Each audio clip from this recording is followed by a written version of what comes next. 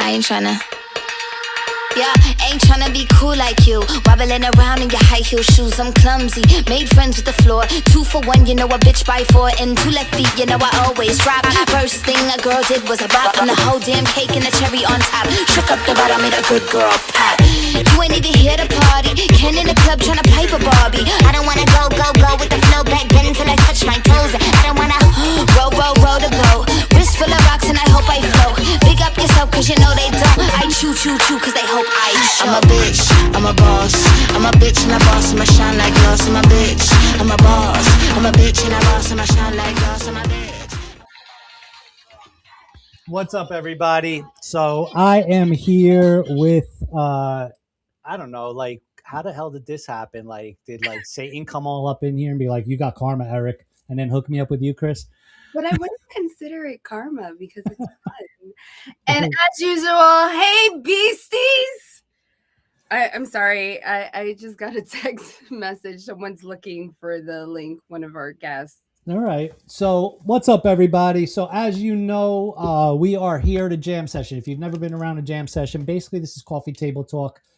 Chris and I, by the way, this is our first joint live stream. First for us, first for her. We've ever done this. So you're going to find us on 2 different YouTube channels, on Twitch.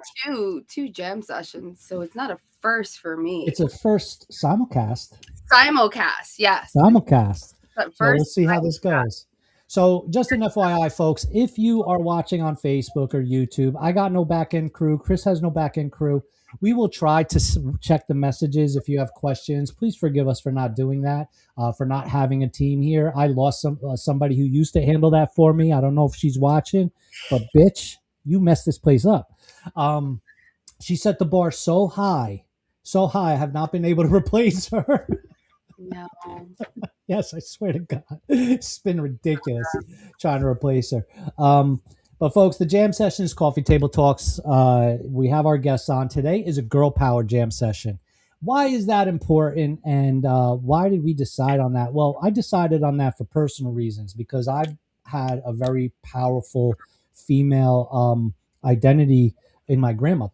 As a woman raised, I think, 5, 6 kids, married twice, single mom, immigrated to this country. So I have a soft spot for strong women. So when I see them, I admire them, and when they're kicking ass, and that's pretty much what we got. The lineup tonight is kick ass. Okay, kick ass. So I'm going to avoid any plugs right now. We'll plug at the end of the show, but I want to bring on our first. Unfortunately, I got some bad news. What's the bad news? I got some bad news. So one of our guests had some queenly duties. Samantha, Miss Activist World, had some queenly duties and was unfortunately unable to make it due to queenly duties. But we did discuss she will be coming on for a DPD session. Tell people what DPD is, please. So DPD is the short end, or the whatever you want to call them. The Poisonous Daily. Poisonous Daily, which is your podcast on YouTube. So she is so sad that she missed out, but queenly duties and appearances, crossing path, and ambassador duties, for, as pageant queens say, she had obligations to do. So she is unfortunately missing out on this, but she will be back for the Poisonous Daily. And maybe we'll have her on for a jam session. We'll bring her on for a jam session. We also did have Teddy Taché was supposed to be on, and she couldn't make it, last minute emergency. So we lost 2 power hitters, but we'll bring them back on at some point. But right now, I want to bring in, where is my girl? Lindsay. I got to bring in Lindsay. Lindsay Kilpatrick, everybody, Deputy Director of SBA Region 2, which is New York, New Jersey, Puerto Rico, and the U.S. Virgin Islands. That's a lot of territory, Lindsay. It is. But we have a ton of super cool staff and public servants who make this job extremely easy and a lot of fun. So let's bring everybody up to speed. SBA, Small Business Administration, and what is the Small Business Administration there for? So the Small Business Administration is one of some letters in the alphabet soup of government services, just like the FBI, just like SSA, just like, I don't know, DEA. We are the SBA. And we are one of the smallest agencies, but we do a ton of work for entrepreneurs and for businesses all over the country. And part of it is advocacy. So most of the concerns that small business owners have at home, they bring it to their local district offices. We escalate that up. We can send that up to essentially everyone who's making policy, whether that be the White House or your congressional leaders. We do that advocacy part, but then we also help with counseling for people who have the $1 million ideas, for small business owners that are looking to sell, for anyone who's looking to expand any stage in the business. We have resources. We can point you to banks, to really good counselors, and we can help you if contracting or procurement is something that is in the future of your business. We provide all these services, and my favorite word is free, because we're a government agency. So this is all that your tax dollars paying for. We've got it covered. Yeah, and I mean, I like the word free too, but at the end of the day, you're paying for it in your tax dollars. So if you're a small business owner, use this shit. You have to use it. You have to access it. So you and I met, and we were just talking about that off camera, and you were like freaking out, like, oh my God, I'm gonna lose my job. Well, yeah, it's very interesting, and entrepreneurs know it, but most people know it, right? Like, you are the company that you keep will define who you are, intentionally or unintentionally. And so, coming into government from private, it's very polished. Everyone is politically correct, literally. And so, to come into spaces where people feel free, and when there are advocates who are not afraid to say the tough parts, who are not afraid to hold people accountable, plain language, flat-footed, like bold, it was new. I was looking around like, hey, can I be on stage with this guy? You hear what he's saying? But I think that ultimately, right, like, it does reflect that. I agree with people who take bold stances, right? There's so much that can happen when we open our mouths, when we ask questions, when we tell, we speak truth to power, when we tell the truth, that I have made the decision that those are the exact people that I want to be around. Well, I promise I will not let you down. Thank you. Mark has plenty of bail money. And I have the access to the lawyers for him. Thank you, Chris. Thank you. So I'm going to bring in our next guest. All right. This person's an absolute troublemaker in my life. The sister I never asked for. She is the founder of Outcome Engine, Kanani Vogelai. Kanani, how are you? Hello. I'm great. How are you guys doing? Good. So Kanani, give us the lowdown on what it is you do. I mean, you have an impeccable resume too. I mean, I vaguely remember how you like bailed out some not-for-profit or something along your career. So I'm the CEO at Outcome Engine. We build software, websites, digital marketing. Essentially, we help extraordinary people tell their story, build their reach, whether that's a brand, website, app, or an empire, like in Eric's case. Wow, thanks for that. You're welcome. Yeah, well, you hold the keys to the kingdom, so I don't know if I'm safe. In full disclosure, Kanani. You have to be nice to me. Kanani works with me, and long time now. It's almost we're definitely getting close to 10 years. Almost.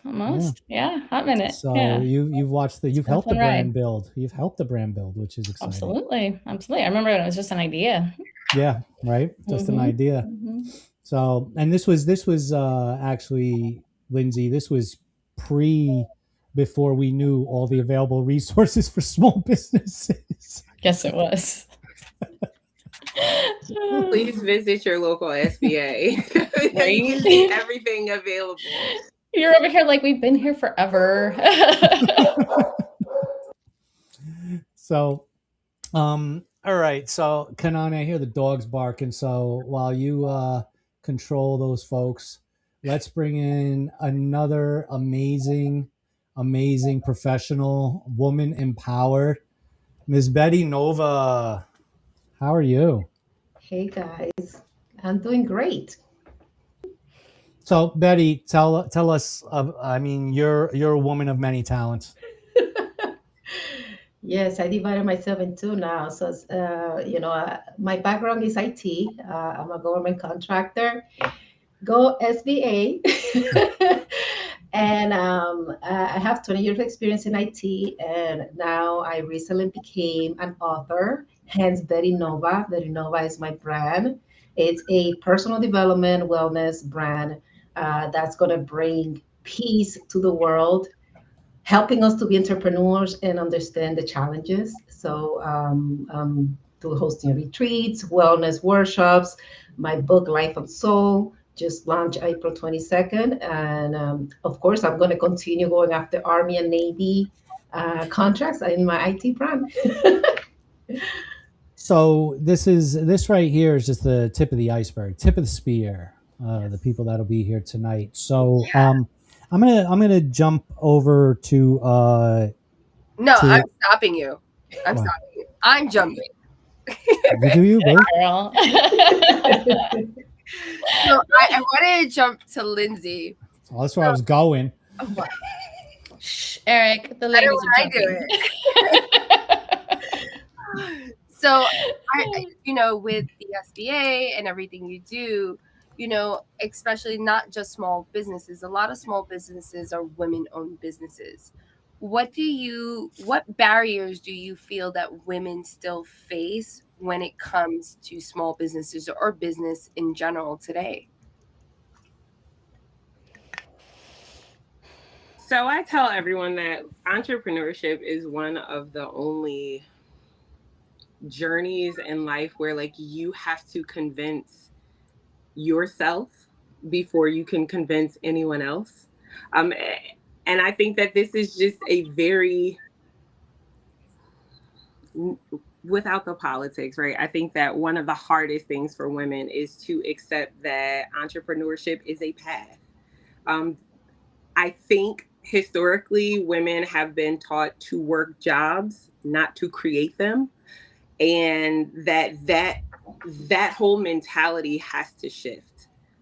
We can control things, we can own things, we create things. We have already historically been innovators and taking care of other responsibilities. So I think that most of the women that I speak to, and I don't think we and I don't even know if I want to say ask for enough, but I don't think that we assume enough. We walk into rooms a lot more timid than others. We don't ask for things that we really need. We don't demand what we want.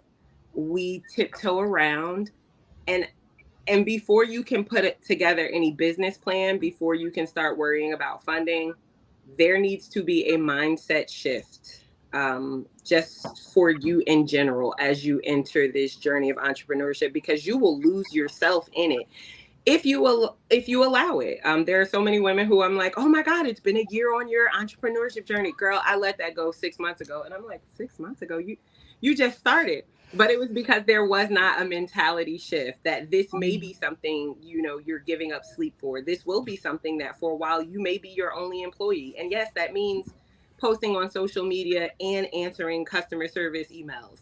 So preparing yourself to hear no, preparing yourself to say no. I think that is the biggest part of the journey. And then, other things follow once the mentality shifts. We know historically women are underfunded for their businesses. And it's not the fault of women. It's just that typically the bank rates, statistics will show it, that women are not likely to be funded, or 3 times less likely to be funded than a male-owned business. That's just real. And it's not different in New Jersey. This is everywhere. So once your mentality shifts, you can walk in any room and be prepared for what lies ahead. But I think just really understanding what entrepreneurship is and means to you, to your life, to your time, to your energy, once that's accepted, I can kind of say the rest we can handle. But that mentality shift is big. Yeah, I mean, I'm going to toss that over to you, Kanani. I think that's a really awesome question. Yeah. And, you're living the dream. Oh, am I? I mean, it's hard. It's hard. When I went to school, my degree was in technology and entrepreneurial management, right? And like I was one of 3 girls in my entire program, and it's like that's right from the get-go. It's like I'm already doing something totally different just because I want to learn how to be an entrepreneur, and then the steps that go from that. It's like, okay, well, now you're a mom. Now you're like trying to live a normal life and have a career on top of this. Normal. Yeah, I'm not very good at that. Yeah, and everything that comes along with being a woman, those the things that are under the surface that we don't talk, it's like, yeah, I am holding 900 different spinning plates and doing it gracefully, and hair flip, everything's great. And it's what was expected of us. Yeah. Yeah, why don't you tackle that same question, Betty? It's very interesting that Lindsay mentioned the fact that it's a shift in mentality. So it is has to do a lot because when you walk into a room, IT, right? It's a bunch of men around, a lot of men, and you feel intimidated because you feel like they're gonna think I don't know anything, right? So you always feel like you need to prove yourself. When you're starting something new, also is the imposter syndrome. And I feel, and there has been studies that say, guys, they don't really think about the pros and cons. They just know what they want and they ask for it. They don't care. I think that one of the reasons why I'm still in this IT field is because I have a lot of more energy. So when I walk in a room, I demand the presence, like here I am. But yet people don't know it because we're like, oh my God, you are so outgoing and you're so strong. And I'm like, I don't even know who to talk to when I'm in a room because I feel intimidated, but people don't see it. And it is all about what you projecting. So I learned in the last 3 years as an entrepreneur by taking so many cohorts, attending all these events that you guys put together for us to learn to be more about entrepreneur, that I need to understand that I need to remember how people see me and I need to see myself like that. And when I want to ask for something, I need to go for it. So now I have a different mentality. Now I'm starting to ask. Now I'm starting to be out there, be more present, volunteer for things that maybe before I'm like, oh, I'm going to wait for them to ask. Because I didn't do that at work. When I was an employee, I always volunteer for everything. And I got all the way to the top. I replaced people who were going to be my boss successors, and I replaced them all by doing that. But then when I became an entrepreneur, I forgot that. So why did I forget that, right? It's all about the perception and the stereotypes that we have that we don't realize. So now I feel that if we all start looking for what we need, getting the right contacts, I think that we can shift a lot of these setbacks that we get as women entrepreneurship. So, I'm going to ask this question because this is foreign to me because I just heard it, this imposter syndrome, and I've heard this a lot. That you really gonna lie? I did a whole podcast about it. I didn't watch it. He didn't watch it. He didn't watch it. He didn't watch Just it. told on himself. You've been What are you gonna demoted do to to my me? little brother. How about that?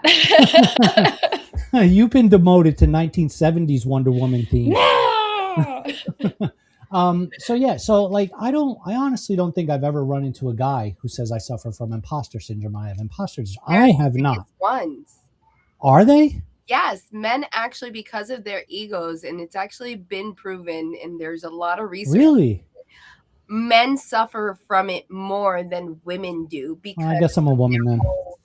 ego, and a lot of them are not, and they're usually the men that are not fully matured. Mhm. They Interesting. suffer from imposter syndrome more because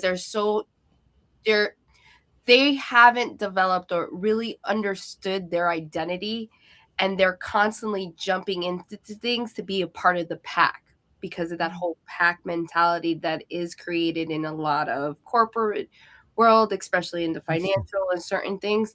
So that's what ends up happening. So actually, men do suffer from it more than women.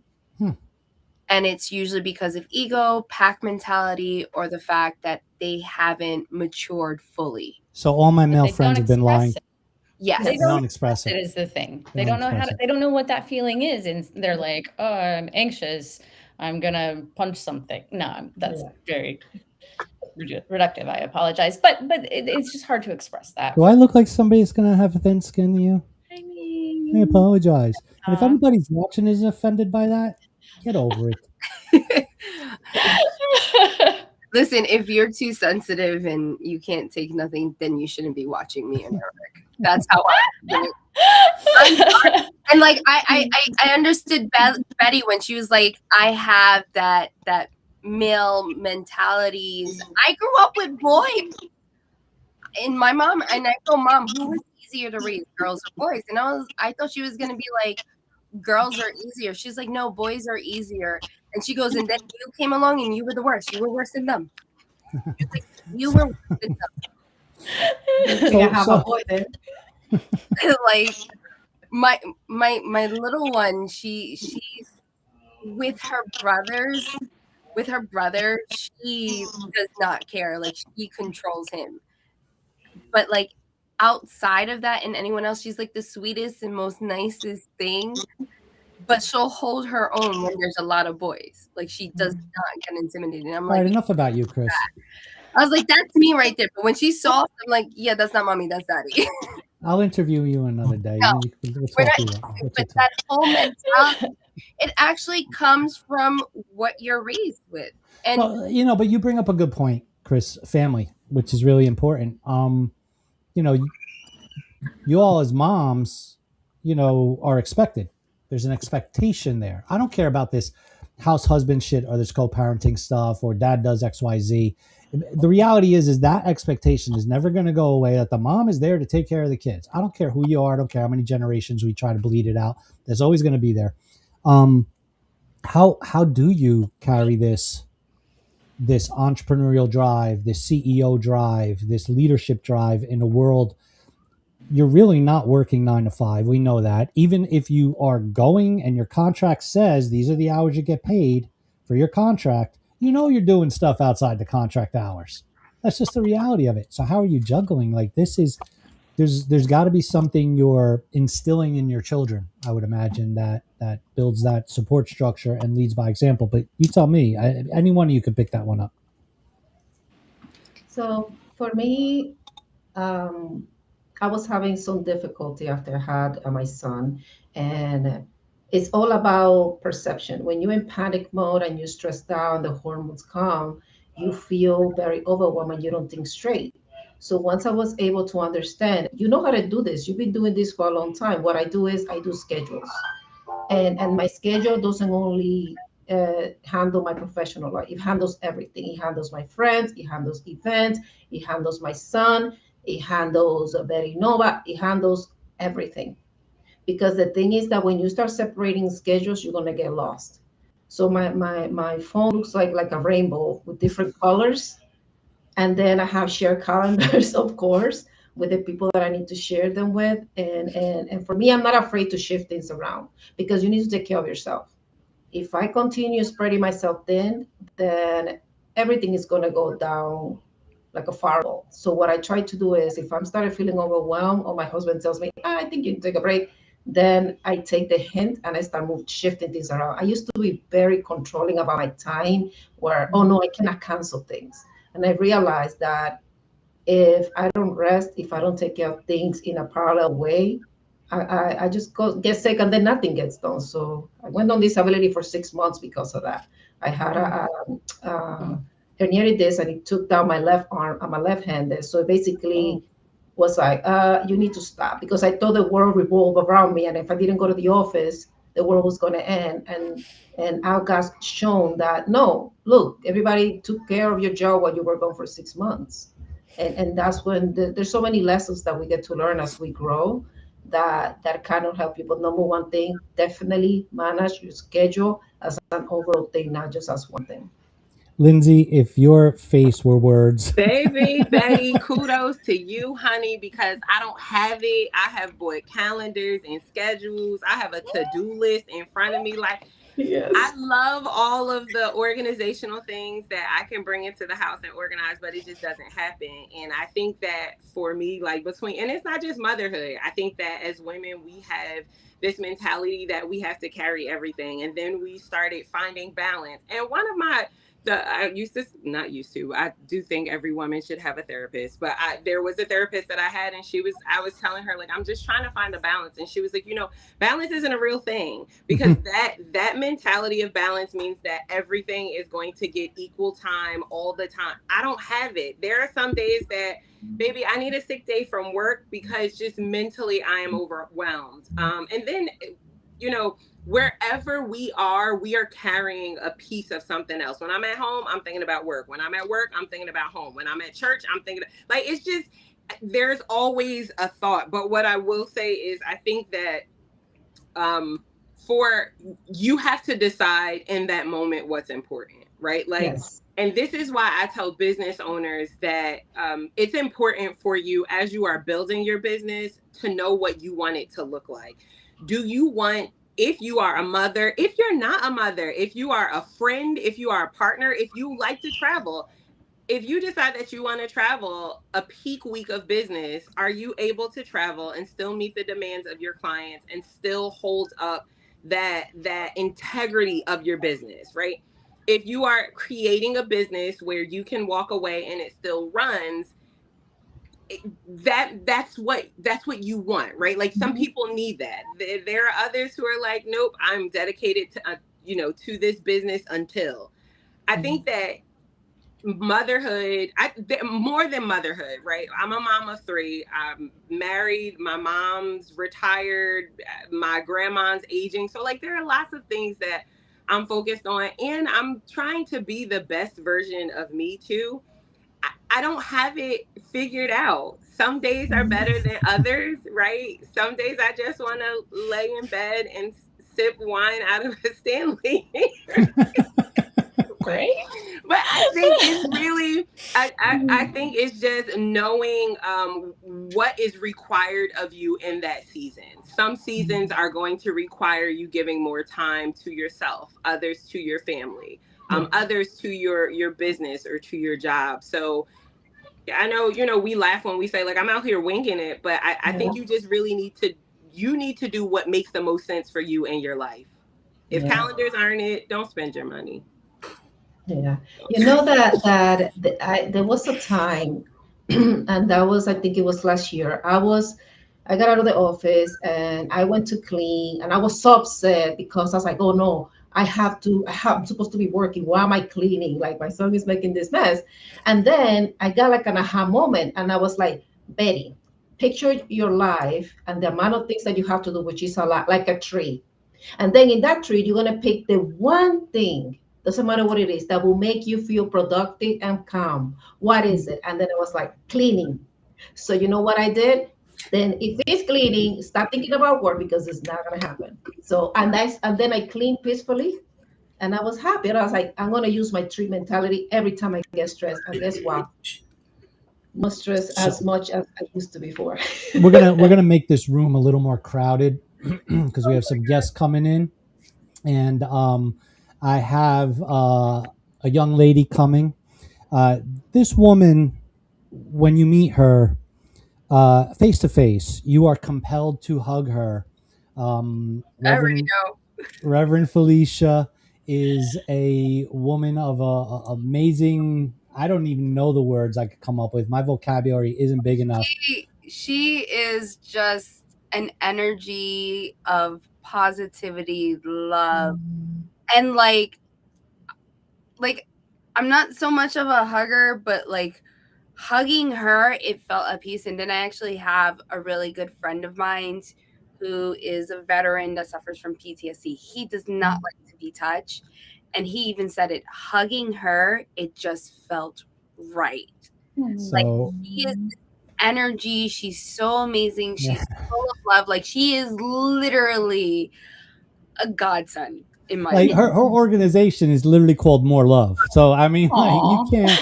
Reverend Felicia, are you here today with us? Yes, I'm here. How are you? I'm doing well. I don't know how to make my camera work, so I'm sorry. It's all right. That's all right. there she There we go. is! There she Hi, is. everybody. Hey. Hello. Hi, everybody. So How you doing? we met Reverend Felicia down in Atlantic City through other connections down there with our efforts in working in Atlantic City, and we just hit it off. And I'm gonna be honest with you, like the first minute I met you, the first time, Rev, was I was so in like 47 different directions. I was just like, yeah, hi, yeah, hi, yeah, hi, right? And then just after that, it was like, oh, here she comes, and like get up out of the seat, go give you a big hug, because again, you walk into a room, and I promise you, every lady here, when you meet her, you're gonna be like, yes, I gotta hug this woman. Like she's just pure love. Aw. So welcome to the show. Thank you for being here. Tell us a little bit about what it is you do. So I have a nonprofit. It's called More Love Restoration Community Center. And we're a 501c3 grassroots faith-based organization. Our platform is homelessness. Our ultimate goal is to provide housing with transitional service for veterans, domestic abuse victims, kids in foster care, and those who age out. We have been in existence. As a matter of fact, yesterday we got approved as our 3rd year. Now we didn't get the letter until the end of July, beginning of August, but we were approved Yes. June 1st, which is, by the way, my birthday. So it was a Yes. great Happy birthday. right? So we were approved, and what we wanted to do is once we got the letter, I put together a group, my board and everything, and we found out that we were not able to get grants or anything like that until like 2 years of 990 ends. We couldn't even apply for grants and stuff like that. So I talked with my crew, and I said, listen, here's the thing. We have people hungry and suffering in our community today. We can't afford to wait 2 years before we even start to apply to try to make a difference. You know, every day somebody's hurting, right?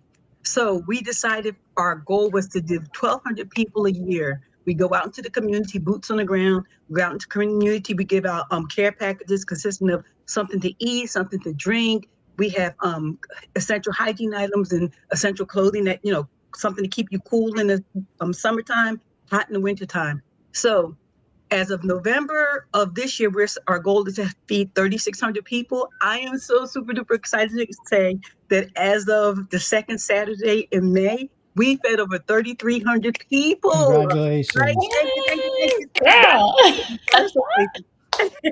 And how More Love got started is so I worked for a school system for over 29 years before I had my car accident. I had to retire, and so I watched kids being taken out of the district and get moved into different areas because in our community we don't really foster well, and so the kids who were being traumatized at their home were put in places where they were not used to the culture and all that kind of stuff. So now they're being re-traumatized.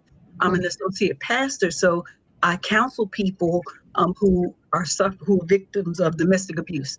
So I know the impact that all that stuff has, not just on the person who's actually being abused, but the entire family suffers because of it, right? And then I am the daughter of a World War II vet, the mother of a Navy vet and an Army vet, and the sister of an Air Force vet and a Marine vet. So I know the impact of when our loved ones go out to serve, how when they come back, they're not exactly the same. You know, and I think that in America, that nobody should be homeless or hungry, right? I think we have enough resources, but especially not our veterans, you know, so that's why our Veterans Housing Initiative is one of the first things that we're doing. But to create community awareness and everything, we go out every 2nd Saturday to feed anybody and everybody, because I was a single parent. I worked every day, you know, 9 to 5 and took care of my kids and all that kind of stuff. But there was always times when I needed an extra, you know what I'm saying? So you don't have to be homeless to need help, you know what I'm saying? So we help people with food insecurity and those who suffer from homelessness. So I am excited about being here. I am expecting we have been trying to work out different things with the community and everything. So it's been a struggle, but it's been rewarding. You know what I'm saying? It's just good. It's good. It's challenging. So, I have some exciting news for you. Okay. I met with my stylist, who's actually my pageant director for Miss Activist World, And he says, anytime you need a pageant queen, you are going to be one of the foundations, and you have the queens there to help you. Oh, thank you so much. A Thank little bit more, but Miss Activist World will be handing out things with you when you need boots on the ground. Okay, excellent, excellent. We always can use hands and feet, so, So yes, I was speaking about you to him because the reason why I love Miss Activist is because it goes beyond the pageantry, not just the glamour and the performance. And then I wasn't your typical pageant girl growing up. I actually enjoyed doing community service because it was instilled me young, growing up in a law enforcement family, a mother that was a social worker. I saw the changes that it made and how it helped the community. And I would notice that pageant girls will show up to community service functions, but they only showed up for the photo ops. They really didn't do the work. right. What James Eli did with Miss Activist, the queens are supposed to not only do the pageant part of it, but they're supposed to work on their platforms and put in the work and continue to advocate for whatever platform they are. Every queen has to advocate for their platform and do the work. And then every year that a queen that takes a higher title, that platform becomes a priority for queens to double up on not just their platform, but their sister queens platform to put the work. Right now, it's mental health awareness, and it's a foundation called Anxiety Speaks. But James has been trying to reach out to many community events to help the new girls that are new to pageantry, how to network and expand and help their communities and move about the things. So I came to him. I was like, I need you to meet Miss Reverend Felicia. She's amazing. You're gonna love her. You're gonna want to hug her. And she has a foundation. And Miss Activist is actually based in Jersey. It's based in Bayonne, Where? like in Bayonne. Okay, North Jersey. Yes. Okay. So I was like, she has a foundation and she has a lot of things going on in community. He was like, well, tell her to count us in. So Oh, I would love that opportunity. Thank you, Chris. I appreciate it. opportunity to help you. So it's we appreciate you coming on and telling us about what you're doing, and all of you coming on. I appreciate it. I wish we had more time to keep this going all night with everybody, but I want to just get everybody. Lindsay, I want you to give us your plug for SBA because I got to make room for the next guests, and I'm politely booting you.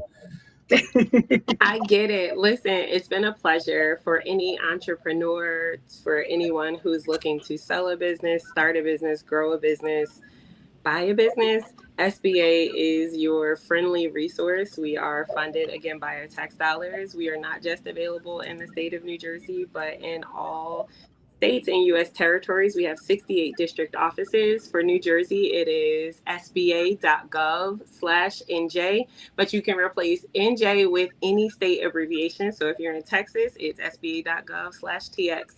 Reach out to your local district office. We are doing some phenomenal things, and we want to be able to help support all entrepreneurs, big, small, micro. We're here for you. Thank you all. Chris, it was awesome. No, seeing you. Eric, So real quick, Lindsay, I'm putting you on the spot because we're live. Oh yeah, you owe me an email about cybersecurity. I do. Right? And I do, and you will receive it this evening. Okay, and then here's some good news, which I think you'll be happy about. We're bringing Procurement Con back north for this year. This is what I'm talking about. So this is not an SBA plug, but this is just a standard plug. Please visit Procurement Con. I think for any business owner, please know that because the federal government doesn't make anything and we buy everything, that your business, your knowledge, your ability to consult, your ability to serve, we need that. So a Procurement Con is for every business owner. Everybody should be there. So wait, that means I could grab Lindsay and do an interview at Procurement Con with her. Yes, we haven't landed where it's going to be yet. We're making some phone calls. I'll be there. But it's coming back north. So I'll be there. It All was right. a pleasure. I'll always love you, Lindsay. Great to meet you. Lindsay. Lindsay, thank you. for sharing. So I actually have a question for Betty, because Betty did mention something how women. Let me just bring in our next guest. She's been in holding. So I want to introduce everybody to Nicole St. John. This is another empowered woman. She runs a talent agency out in LA, which you have to be either a little crazy or a little powerful to handle Hollywood, or maybe a bit of both. Hey, Nicole, Thank you how so are you? much. Nice to be here with you guys. Thank you for having me. No, So I am West Coast, but I tend to resonate really well with East Coast people like yourselves. So really happy to be here with you guys. Okay, so go ahead with your question, Chris, for Betty. I didn't mean to cut you off. I think this question could go for everyone, but the question came about because of something that Betty said. Betty and Lindsay said that especially women, they have a habit of waiting because of what's forced upon us through society or culturally. I want to know, how can women create opportunities for themselves instead of waiting for them? It's all about creating the community, understanding where is your target audience. Something that I learned a lot was that in all the cohorts is like you need to understand who's your buying persona in order for you to know where to go. There is so many resources that I was not aware for at least 7 years of my entrepreneurship. I need to start looking. We have AI now, we have Google, we have so many ways to find out where are the events we are meant to be. And it doesn't mean you're going to be at the right event every time, but all you need is that one person for you to meet in order for you to start building. Like right now, my strategic plan is I'm building partnership with other small businesses. And I'm attending and understanding and want to learn about grants, something that we're going to be learning in the cybersecurity conference. And those are the things that we need to become aware. What do I need now, and where can I find it, or where the people I need to be speaking to, what rooms I need to be in? So Kanani, it's the same question pretty much for you too. I want to layer it up a little bit though, because you were once you had a bigger partnership in all this. Everybody had a job. Now it's just you and your husband running the business.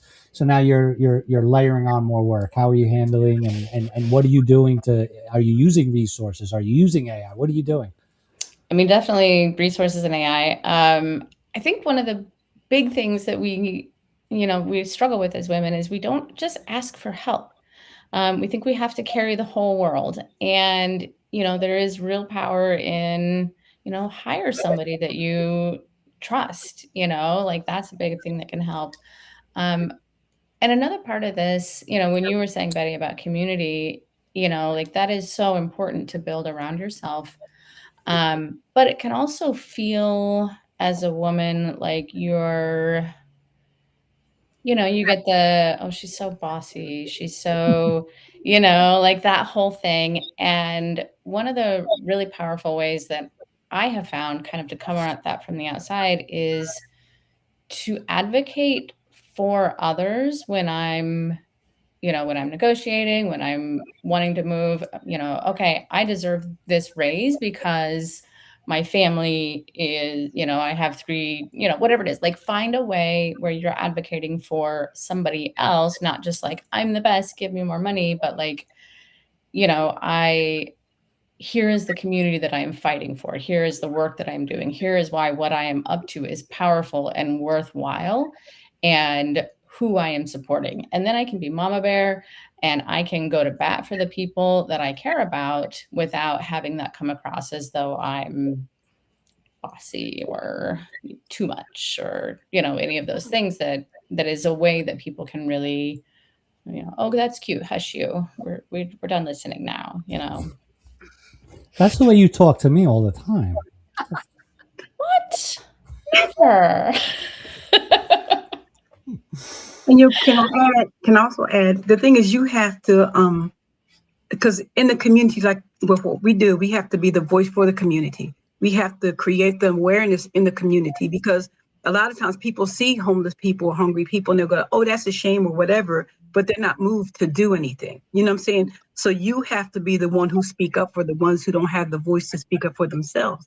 And the difficulty that I found is for a woman, when you do that kind of stuff, people look at you, oh, they're so sweet, you know, that kind of stuff. Oh, she's so cute. Oh, she's whatever. All that's nonsense. The truth of the matter is, they don't take you as serious. You know what I'm saying? They're like, oh, you're so sweet. And, you know, and I am sweet. Don't get me wrong. I am. My kids will tell you I'm sweet until I'm not, and all that kind of good stuff, you know. Mm-hmm. But you know, you have to understand, you have to be really adamant about the things that you're trying to do. And say, yes, you know, and I love to love, and I love to hold and all that kind of stuff. But when I'm doing my business, when I'm trying to fight for somebody, I actually really try to fight for somebody, you know, and still try to remember, because what it is when you're in a big group of people, you have to remember that you still have a place at the table. You know, there really is a seat at the table for you. It may look like you can't find it, but there really is a seat. If you have a vision or a dream to do something or a desire to make an impact, there really is a place for you. You know, sometimes you got to push people over, you know, but you got to, you know, not hurt them. I Throw some elbows, no big deal. And Nicole, I want to bounce this question to you, but I wanted to bring in Larissa Rex. How are you, Larissa? Larissa is, in my opinion, she is absolutely a bull in business. This woman is no joke. And I wanted to introduce specifically Larissa. I wanted to introduce you to Reverend Felicia if you didn't meet her already, because she's a big veterans advocate. You are a vet. Yes, she is. Oh, hey, thank you for your service. Thank you so much. So how you been, Larissa? Tell us what's good. What's going on? What do you do? No, I've been fine. I'm just tired. I think that's obvious, right? No, what do I do? I do a lot. What a loaded question. I mean, you can handle it. Where do you want to start? Why don't we start at the one place I actually you and I really connected on initially, which was the event production.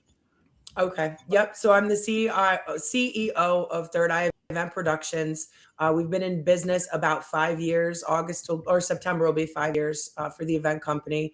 I run paranormal events. I run some conventions, some festivals, stuff like that. And I do a Dine with the Dead series. It's kind of spread throughout the Northeast at this point. And yeah, me and Eric connected. Oh, and I also did talent management, and that's actually how we really connected. Yeah, that's how we really connected. Yeah, but I kind of stopped that business, and now just focusing on the event production. So, and I'm glad you could be here. But jumping back to you, Nicole, we have one other person which I'm going to bring in because we might as well just make it a crowded room. I don't see Tanya there. Tanya Torres, are you there? There she is. This is this woman here, and again, I'm gonna get this question to you, Nicole. Tanya is another powerhouse. Like I'm telling you, everybody here tonight is just like, when I say the energy is off the chart, we can pretty much probably solve the energy crisis in the world with the people coming here tonight. Tanya's got a great story too. We actually have you on our all the way back from the first procurement con we did in Jersey City, where you told us your story. But Tanya, Tanya, you're everywhere. You got Glam Warriors, the Glam Warriors truck, Glam Warriors Inc. Now you're doing Yoga Lattes. It's like Yoga Lattes Warrior. Yoga Latte Warrior. It's just crazy. Yes. Nice to meet all of you. I'm sorry. I just finished teaching a class. This is why I look sweaty. So I'm sorry. No, you're fine. I'm multitasking. There's not enough hours in a day, but I'm happy to be on. We did meet a few years ago. And so I own a company called Glam Truck Warriors. It's a mobile body waxing and brow bar studio on a Sprinter. I've had it for about 6 years. It was birthed out of COVID, so I travel around Bergen County, New Jersey, and the surrounding areas. I pull right up into your driveway or at events, and people can come outside and have their services done. Initially, I started doing in-home services when it was COVID and I really wanted to get a divorce, and I had to figure out how I was going to take care of my daughter.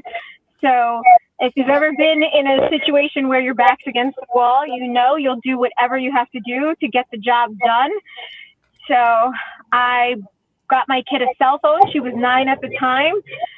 And I made a really tough decision, and I left her home, and I said, I'm going to go out and make some money. And I did. It was very successful. And that next year we moved out. I got a divorce, and I made 6 figures that first year. So it was very popular. People like it. I still have it. Although it's changed in regards to how many hours I put in. My life has changed a little bit. My daughter's a dancer in New York at Alvin Ailey, so I don't have as many hours to be on the road. But I wound up doing a TV show in 22. It was an equity crowd fund to raise money, kind of like Shark Tank, called America's Real Deal. And it was well received. And so I wanted to scale here in New Jersey, but there are some regulations on mobile businesses, and I had to decide what I was going to do. And recently they just reached out. They would like to acquire the company and scale it in another state. So that's what I'm working on. I'm working on my exit strategy right now. So that's it. I pivoted into health and wellness and fitness, and I have the Yoga Pilates Warrior. I teach yoga, Pilates, and I feel like people say you do a lot of different things, and I think it's all the same, right? It's making ourselves feel good, look good from the inside and out, and any way I can do that and spend my time as I'm in my 40s now, that's what I want to be doing, and just helping others and learning from you guys and being a part of this wonderful panel. Thank you for being here. So jumping back to you, Nicole, the question was about the resources as a small business. Like, how are you accessing them? What are you doing, or what did you do, or did you even know the resources were there when you launched your brand? Oh gosh, well, going back to like when when I founded Elevate, that was 2011. I definitely did not know about any small business resources. It was like totally self-funded, and just long hours, and my kids were little, unfortunately. It's like there's the constant pull, I'm sure a lot of you feel, where it's like when you're at the office, you maybe feel like you should be with the kids. When you're with the kids, you've got all this work on your mind. But just a lot of elbow grease. And now I think at this point, I'd say the biggest resource I have is other people. So the quality of my relationship. So, working with casting directors, managers of, who maybe I share talent with or would like to share talent with, as well as, people. Some of my friends are in the finance side, and I've come to learn, of course, how important the finance side is to even the entertainment industry, even though, I think of it as art and passion, and it's like, but at the end of the day, it is a business. And so I think, to some of the other things that were said, one of the biggest things we can do in I guess is to work in unison with other people and to uplift others. Because when you're promoting other people, like my clients, and even the business of, say, people who've helped me who are tangentially related to us, that's when I find the most interesting doors open up. Even how I met Eric, which is funny. He was casting one of my cryptozoologists, which is, in layman's term, a monster hunter, for one of his supernatural events. So again, that's just where I was working for someone else, and being of service. So, Nicole, I actually have this question because you actually brought something, and it actually was one of my questions that I had for you. I do research, and I separated my questions by who I was speaking to. So it's funny that you spoke about networking. How important is networking versus talent? Now, when you say versus talent, do you mean executive talent or talent like my actors? Executive talent. Oh, you Network. know, Well, I guess it could kind of go either way because talent could only take you so far. You could be the most talented person in the world, whether you're an artist, an actor, a singer, or a dancer. If you do not know how to network and actually advocate for yourself, there it's a failure. It's like a waste of energy. 100%. And it's become so clear to me the importance and the joy of networking. And I feel like some of the American way we're kind of taught like, oh, fierce independence and you can do it on your own and don't worry about other people. And it's like that is so incorrect. And I feel like you need to lift each other up, as well as just to have a sense of meaning in our lives, to be a part of a community and to know that you exist in a way that really does impact people around you. It's just so joyful. So I've come to that over the course of time to realize that it's much more important than I ever believed when I started out. So, I do want to pass that same question over to you, Larissa, because you running a business, and you having dealt with, being in the same sort of space as her, where you're managing talent for a while. Now you're focused on the event. I mean, hit us with with that knowledge. I mean, I'm a little afraid of you. I'm not gonna lie, Larissa. I'm just beating my ass. So on the phone, she's like, about to kill me. So I got to make sure I get questions over to her. Eric, afraid of somebody? Stop. I'm completely harmless. I think that it's a mixture. You really need executive talent and networking. You can't really just have one. In my experience, what I've gone through, the executive talent kind of comes in when you're trying to network with people that maybe don't want to network, or are a little harder to infiltrate the circles of certain groups. In my industry, I don't know what everybody else's industry is like, but Eric, I think you know what I'm talking about. Like when we deal with the paranormal arena or even the horror arena, that executive. I'm just going to say it because you won't. They're all just a lot of catty bitches. I mean, I would have said it. I just didn't know that I was allowed to. I was trying. There's no censorship. No. I was trying. So listen, networking for me, and executive talent, I have a master's in business, but I was in the Army for most of my adult life and retired from the Army. And when I exited the Army, COVID happened around that time frame. And during COVID, that's when the whole event thing started. I know Eric knows my story. That's kind of when the ghost hunting started. Everybody was bored. So that's what I went out and did.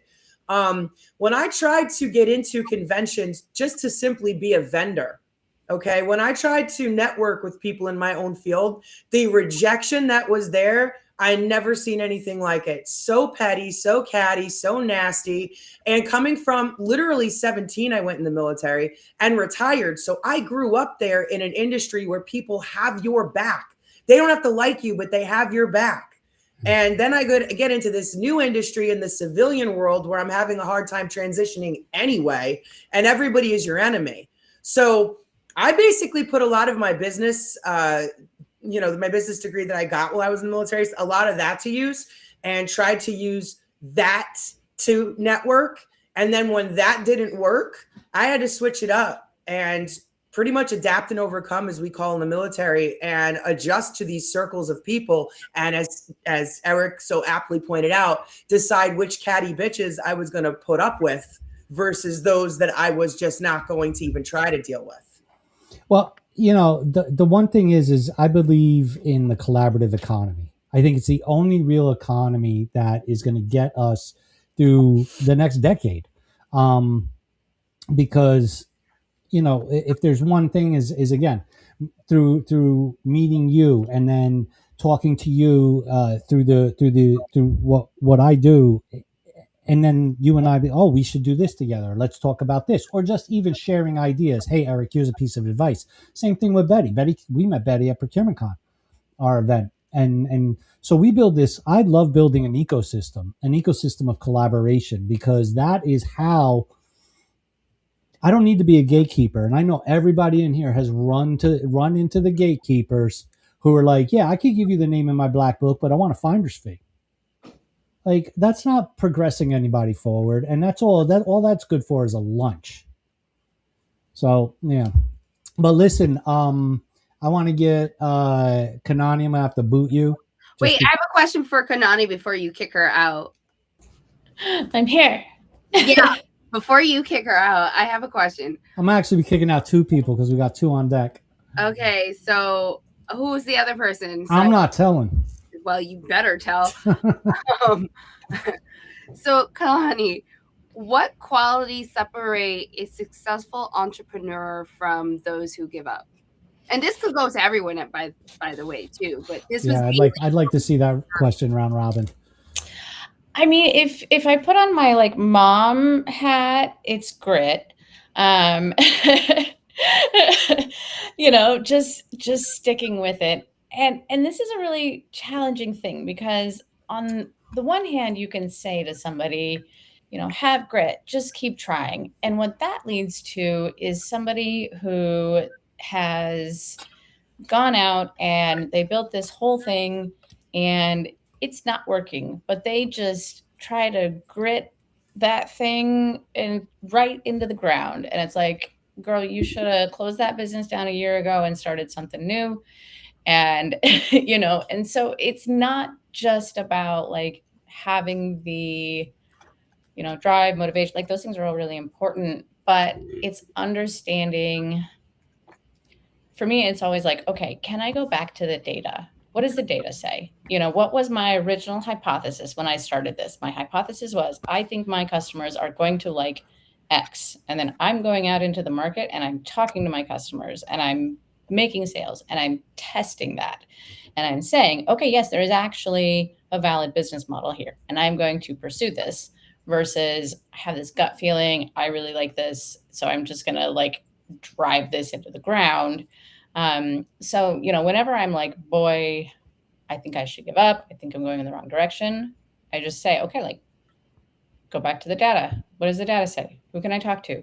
Who can I interview? Who can I, you know, what's my discovery process that I can go back to and figure out, am I on the right path? And when I know, okay, I'm on the right path, it's hard, it's a lot, but I know I'm on the right path, then I can stay on that path versus if I'm like, I'm just going on vibes. It's really hard to go for a really long time on vibes. So, Kanani, give us the plug. What are you plugging today? What am I plugging today? Come visit me at Outcome Engine. I'm around. I help extraordinary people build whatever it is that they're building. Websites, brands, apps. And I could say beyond a shadow of a doubt, working with Kanani, even before she had Outcome Engine. You know, I absolutely, when I say she has the keys to the kingdom, I confidently say that in truth. In truth, 100%, this woman could shut down Black Ink like that. And I would never.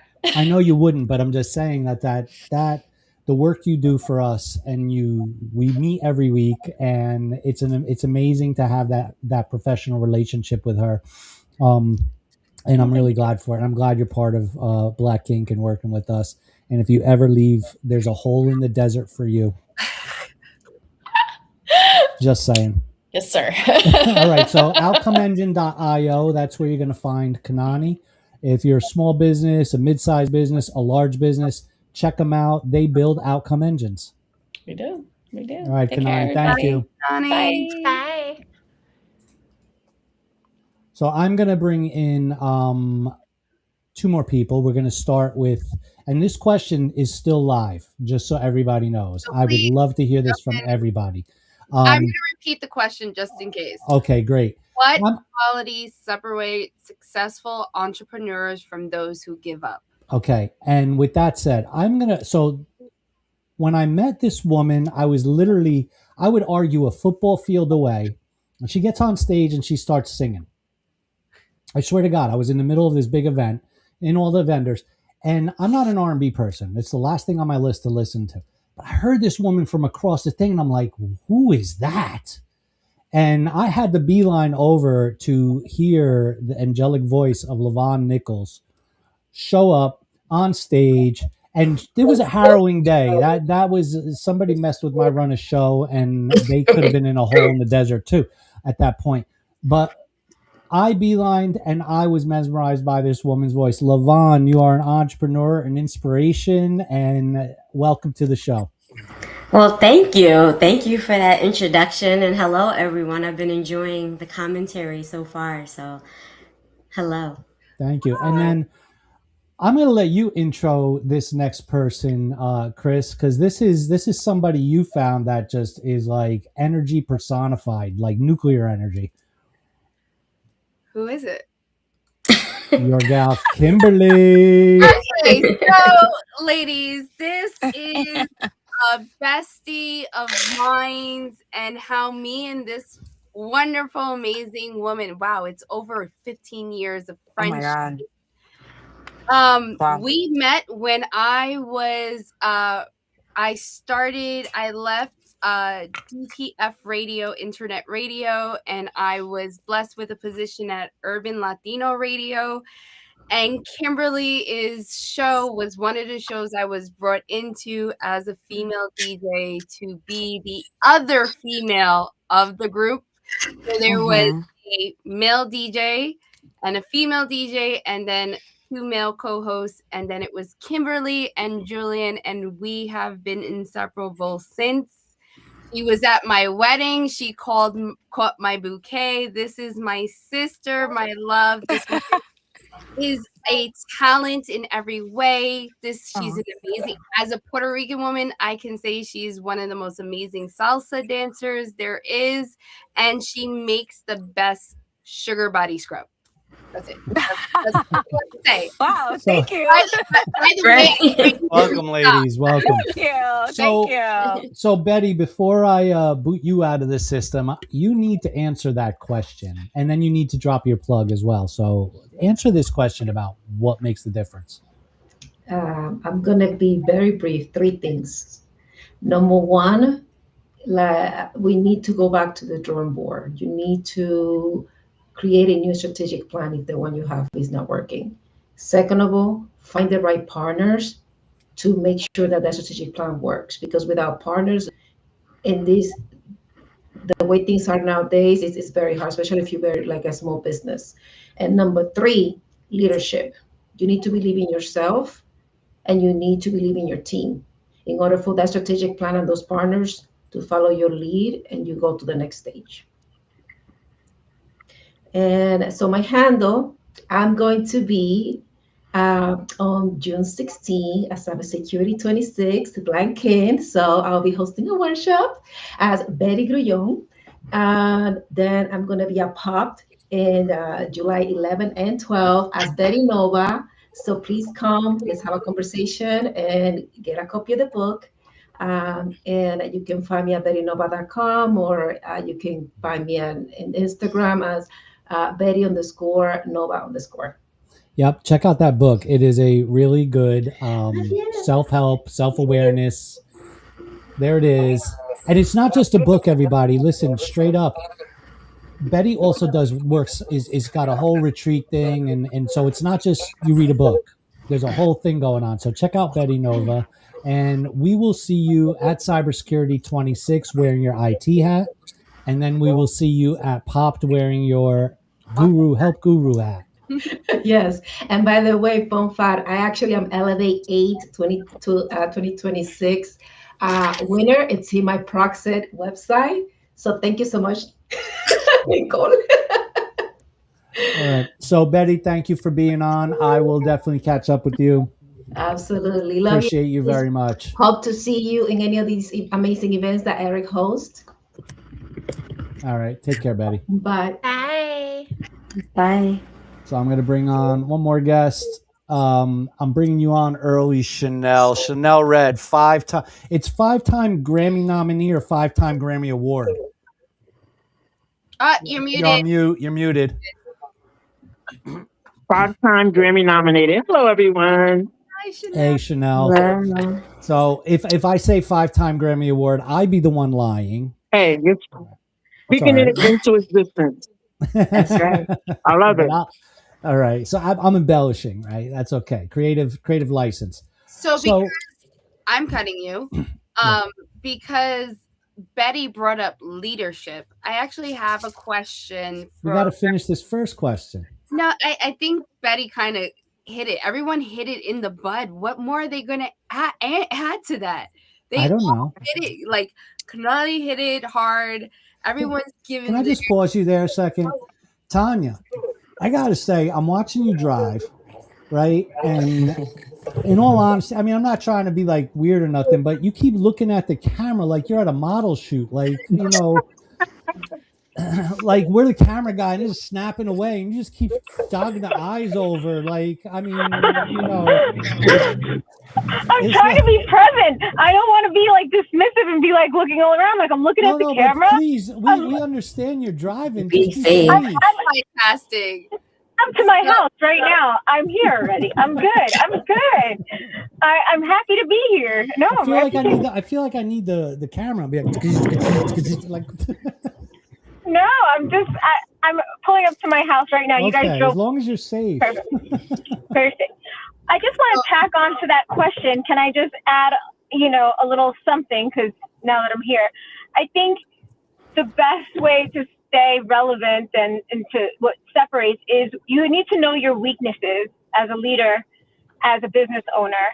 And every great CEO knows that when you're not good at something, you hire people that are better than you in the areas that you are weak so that you're good in every aspect. And sometimes when we're not good at something, it can feel scary to hire somebody that is going to fill that role, but it just goes to show you're confident in your product or whatever your business is, and you need to, whether that be, hiring the proper accountant or hiring somebody that's better on socials. I think it's important that, we add that to what separates, being successful, in addition to being able to be malleable and change as the times change. So keep revisiting that business plan. Maybe it's not where you're at now, may be different than when you first started. So really understand your business thoroughly. That may be understanding the numbers, understanding what areas need work. And so that's just what I wanted to add. Agreed. I love that. Not like Tanya just full 360'd it. Like, here you go. She found a little weak spot. All right, but, see.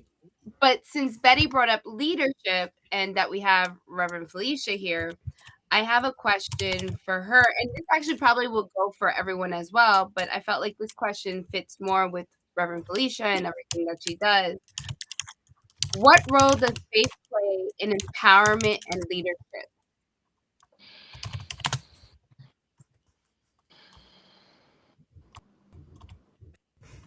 I think you're on mute. Let me see here. There you go. Go ahead. Okay, so repeat the question. I'm sorry. Can you hear me? Yes, because so I asked what role does faith play in empowerment? But I'm gonna put that on hold really quick because I want to ask Larissa something because I think she has to go soon. Okay. Larissa, with everything you would do and the fact that you're in production and media, and it's a hard industry, especially with women, it's still another male-dominated industry. What advice would you give to women when they're trying to break into media and production? And I wish Tanya was here because this is also a question for Tanya. Well, Tanya is here. No, not Tanya. Tina. Sorry. Do you mean media as in like creating the TV show, like that type of media? Yes. Okay. Well, media and production. Mm-hmm. I can't really hear you. Can you repeat that? I'm so sorry. It's okay. The question was, what advice would you give women trying to break into media and production? Well, I mean, if I never didn't accomplish something I set out to do. You got to find a way to do it. You know, if you want to do something and someone says you can't, you have to say, watch me, and you have to find a way to do it. And it kind of goes back to piggybacking off of what you asked about, that these ladies already answered, which was exactly my answer. It was, Tanya, you hit it on the head. The finding what your weaknesses were and making sure you team up with the right people and you trust your judgment in bringing on the right people to make your vision come to life when you're falling short in certain areas. Because as much as we want to think we're superheroes, we really aren't, and we're not great at everything. And that, in addition to what Betty said before she left, you know, leadership, your business plan, all that good stuff. I think if you have a really well-rounded view of the world and of what you're capable of within it, and you set yourself a goal, you're going to be able to reach that goal. You just need to find the right way to do it and surround yourself with the right people and resources. So my advice would be never give up. Just take a step back and see where you're falling short and reach out to someone you trust. See? All right. And so you have to bounce. You have to leave, Larissa. So I'm sorry, guys. I'm gonna hold that against you, and I'll get you later. Don't hold it against me. I was here at 7:30. I was here at 7:27. I still gotta have something to use against you, so get over it. Well, listen, in addition to everything else I do, I am a mom of 4 kids. I'm a property owner, and I know you muted my mic a few times. It's because they're moving in upstairs. There's lots of noise. So a lot going on tonight. But I wanted to be here to support you, Eric, because I think you're one of the greatest people I've met, like in this industry. Just overall. And no, I'm not blowing sunshine. I really do think that you understand the concept of how to get along with others, how to support others. And that to me is huge, because we all need to be doing that no matter what industry we're in. We shouldn't be, like you said earlier, gatekeeping or trying to hold someone else down. There's enough for everyone. And if we work together, I think everybody would be more successful. So, you know, I wanted to be here to support you because I know me and you have talked about that, and I think what you're doing is great, and especially bringing on these powerful, beautiful ladies. I think you just like to surround yourself with beauty, but you know that's another story for another day. Thanks. Just you outing me? Is that what you're doing? I did. Well, you're on our list.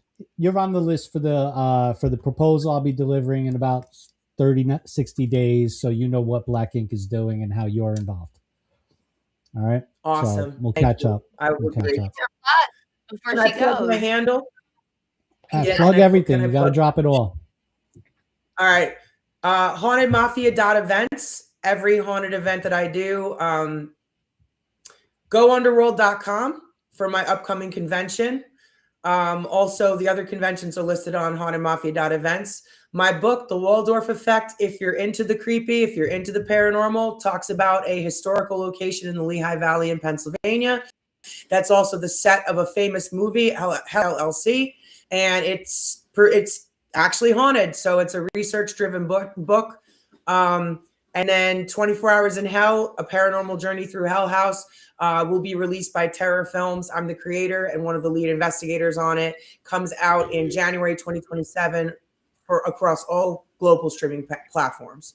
So that's it. We'll promote it. Thank you so much. We'll push it. All right. Thank you, Larissa. I appreciate you being here. So I'm going to go back to Reverend. Take care. Reverend Felicia, my question for you, and obviously it goes to everyone because everyone probably has some play on this. What role does faith play in empowerment and leadership? She's mute. Got her. Go ahead. So faith is what it has to do with empowerment. Tells you to let people know that they matter. That faith, you encourage people through faith to let them know that even when some people say that you're not worth anything, you let them know that you see the possibilities within them. You know, everybody has issues that they struggle with, and let them know that they're not there by themselves, that they're not alone in this planet, on this earth. There's somebody there who cares about them. My faith tells me that if I see someone hurting, I'm supposed to be able to do something. I may not be able to do everything, but I can do something. And I can encourage somebody else that no matter what they're going through, that they're not by themselves in it. And there's always going to be light at the end of the tunnel. The struggle is real, is true, but it's not the end of the story, you know. So faith says to me, it depends on which area of faith you're talking about. Faith says that when I look into you, I speak life to you because I know that your life is valuable. That's what faith has to do with encouraging other people, that you can do it. Like even when we talk about success, like with our nonprofit, everybody's success is going to look different because everybody's life is different. Everybody's experience is different, but everybody can reach a level of success no matter what goes on with them, and they're okay.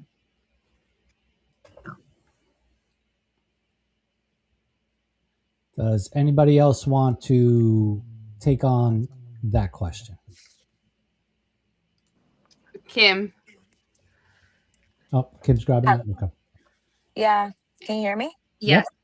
Okay, perfect. Hi guys. How you doing? Hope all is well.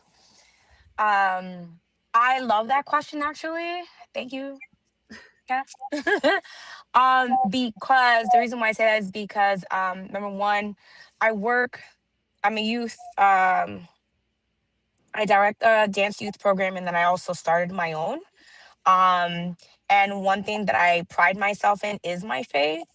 Um, and the key thing, as the Reverend was stating, you know, everybody's like going through something. And now that I work with young children and they're very impressionable, especially during these times.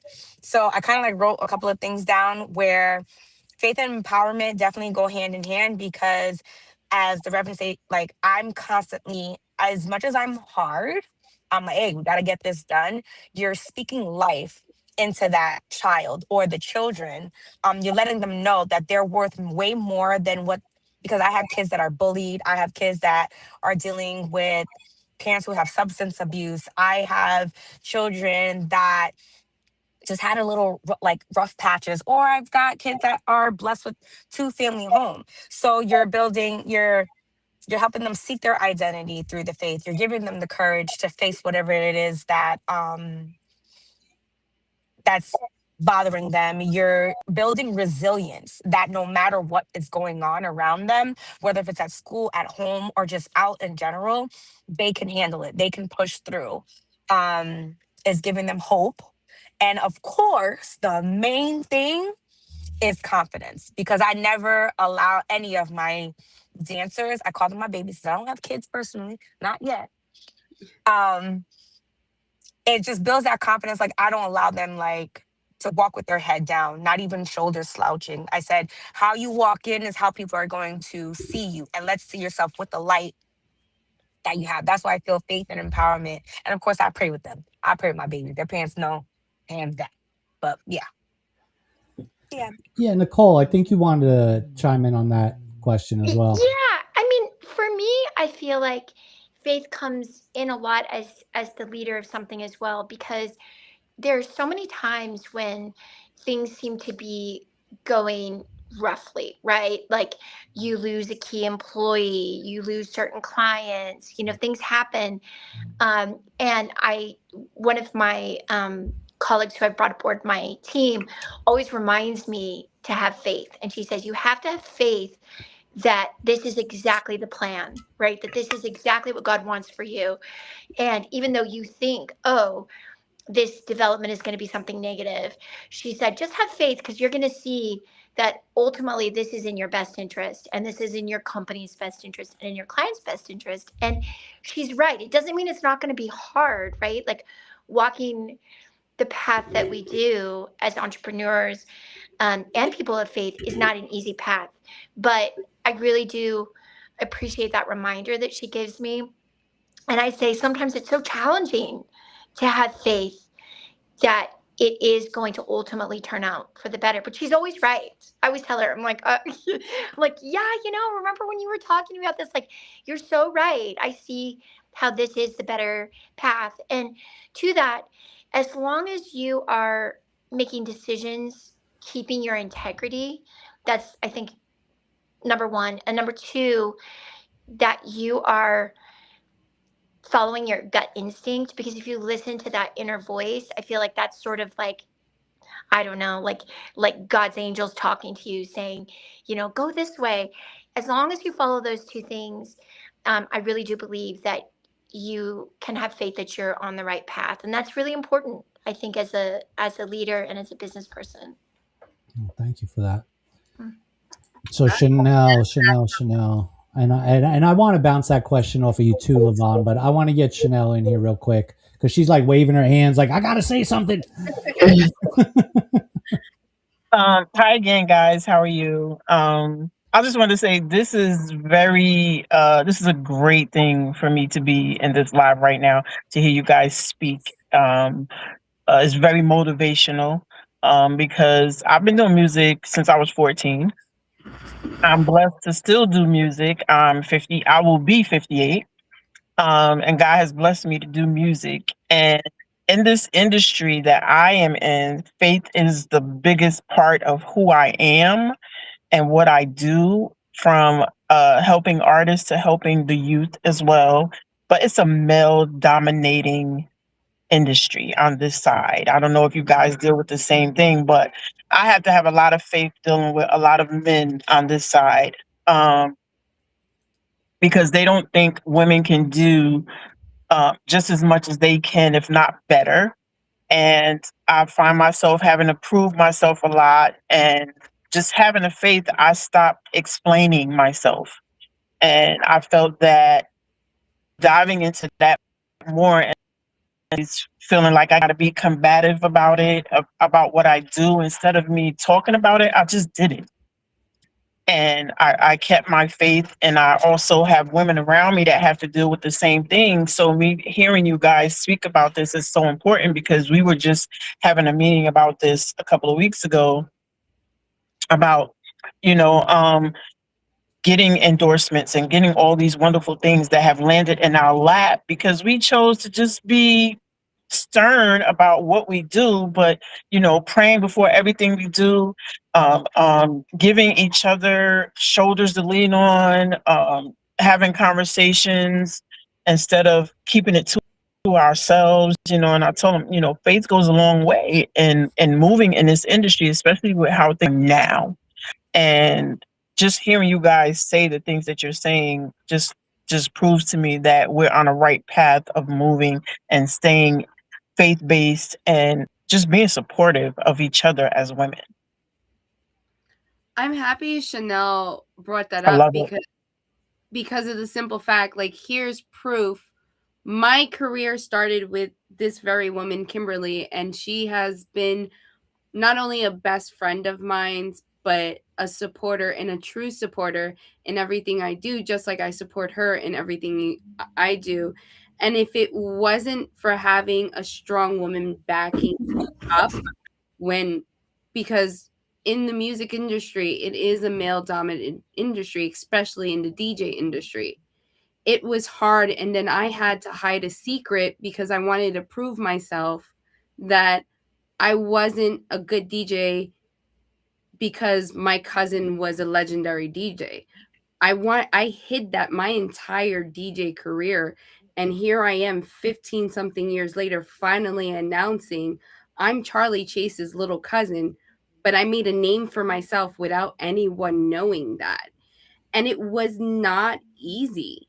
It was hard. And the backlash that women face, it's challenging. And if I didn't have Kim or Janelle or Charles, may she rest in peace, or Julian, and having them back me and have my back, or having DJ brothers that actually push me, I probably would have gave up a long time ago because of the things that you face as a woman. And Chanel hit it right on the money. If you don't have someone to talk to or someone to back you up, it is hard. And I'm so happy she said that, because a lot of women in the industry still face it today. I know, Livonia, have you faced these challenges as well? Oh, we're on mute. Got you. Yeah, I've faced very, very many, many challenges in the different vehicles that I move in. But you said something, and it's about your village, and so it's really important to have good people around you.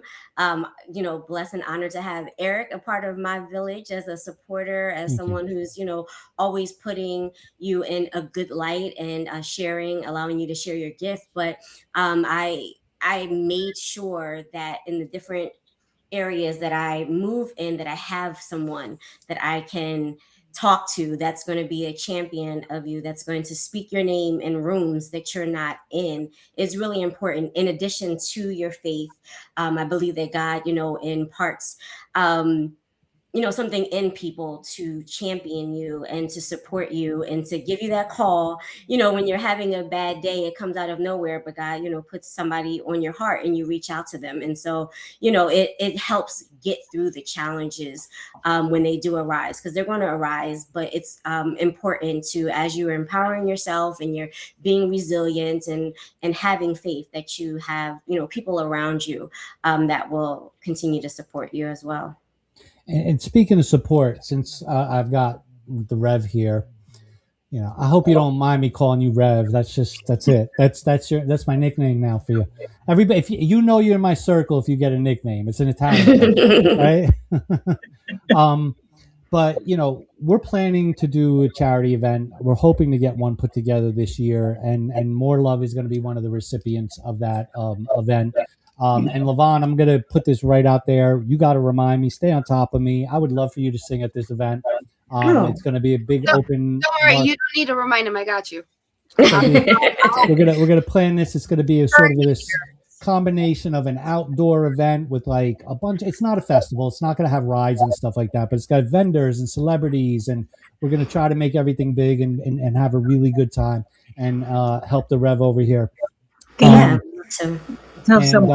just going to announce this too. Popped, just for anybody who sees this and anybody, the Pop convention, July 11th and 12th, a portion of the proceeds are going over to the Reverend over here and More Love.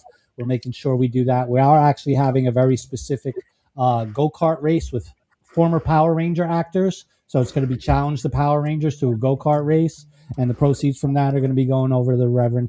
So we're excited to support you. And Levon, definitely, because I got to hear you sing again live. Thank you. I'm telling you, people, you just got to Chanel hook up with Levon. I'm telling you. Yes, Chanel, we have to connect. That would be amazing right there. That is absolutely. But Tanya, I want to bounce that same question about faith off of you. Where you're landing on that with that. Well, I will say I'm going to be honest. I'm not a religious person, but I think that faith, you could still have faith. And as a yoga instructor, I feel like leading a yogic life is a religion. Okay. And all of the core values of being a human being and being a part of humanity come into play when I operate every day. And I'm dealing with women, especially when I'm having them on the truck, and let's say I'm going to wax them. I'm just bringing an example. They're in a vulnerable state, right? And we need to have trust. They need to know that they're in a safe space. They need to know that there's confidence and confidentiality.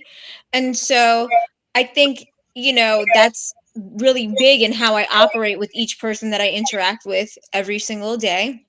I think that having faith in the fact that, there's going to be challenges, but sticking to a routine, caring for my body and my mind every day goes into that, because if those things are not in order, I will not be able to care for myself and or others. And I'm a mom. I have a teenager, 16. You know how that goes. So I think having faith, having consistency in your actions daily is really important for success. So that's how I incorporate faith into my everyday. That's what I would say. I'm gonna send us down a different path here about, I'm going to head back into this because I forget, I think it was Chanel had said, in the music industry, it's a very male dominated industry. The reality is every industry is male dominated. That's the bottom line. I mean, I don't care. You can throw Even the anything beauty out industry is male dominated. there. It is. It's anybody up the food chain, anybody who's it's always a male dominated. So there's a male perspective on everything. There's a male delivery on a lot of things. There's a lot of times that yes, women get overlooked for an idea or a direction by an ego. The bottom line is it's an ego. And I guess my lead in here is I come from survival mode. Like I stopped being in survival mode probably in my late 30s. That was probably when I finally started going, okay, not everybody's out to murder me. And I could trust people. And I still, to this day, I mean, even a decade later, I'm still very, very reticent in my life, but I'm not in survival mode anymore. I'm in success mode.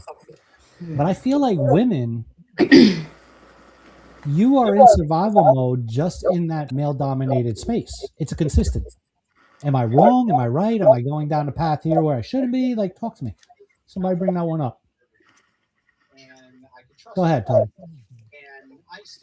I think you hit the nail on the head. I think it's really, really challenging sometimes, even when I did the show and I had to do a pitch deck and explain, how the business works.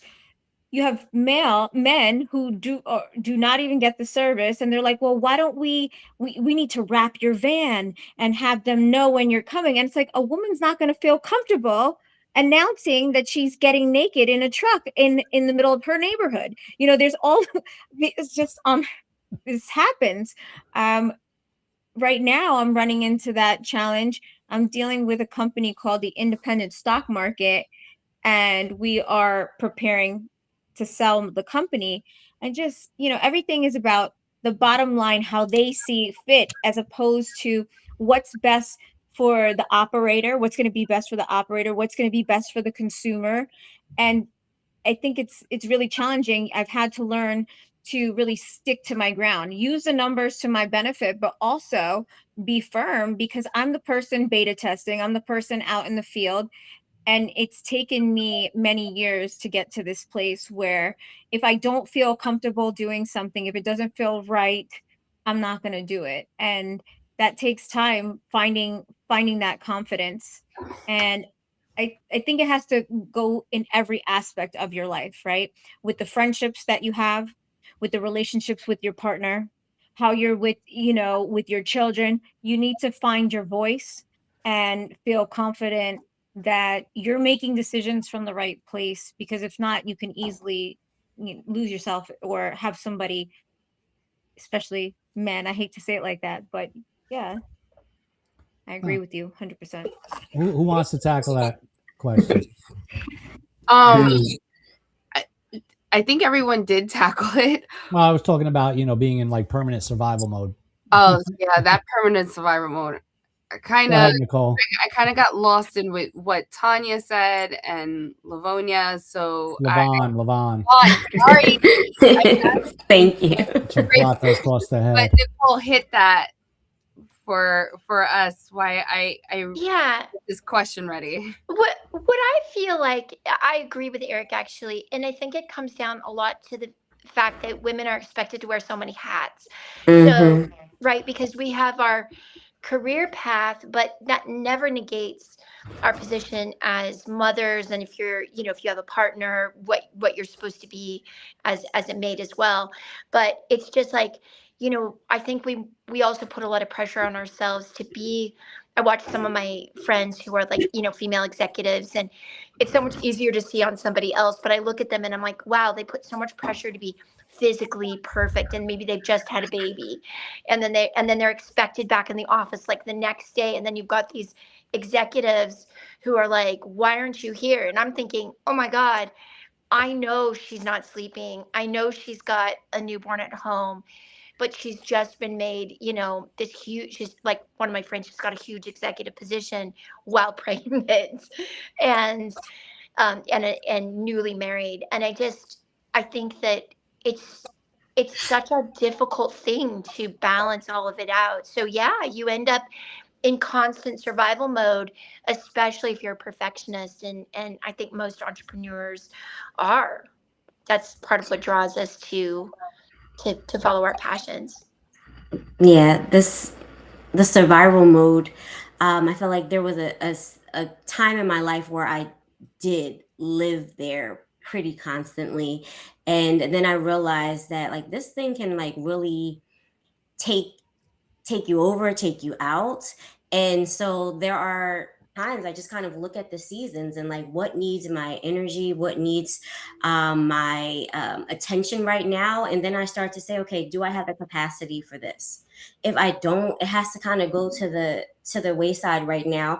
And I just trust that, if it's supposed to be, it will be. But if it is stressing me out, if it's disturbing my peace, like I just can't do it. And so that does come with maturity, that does come with knowing your purpose and knowing that what God has for you is for you.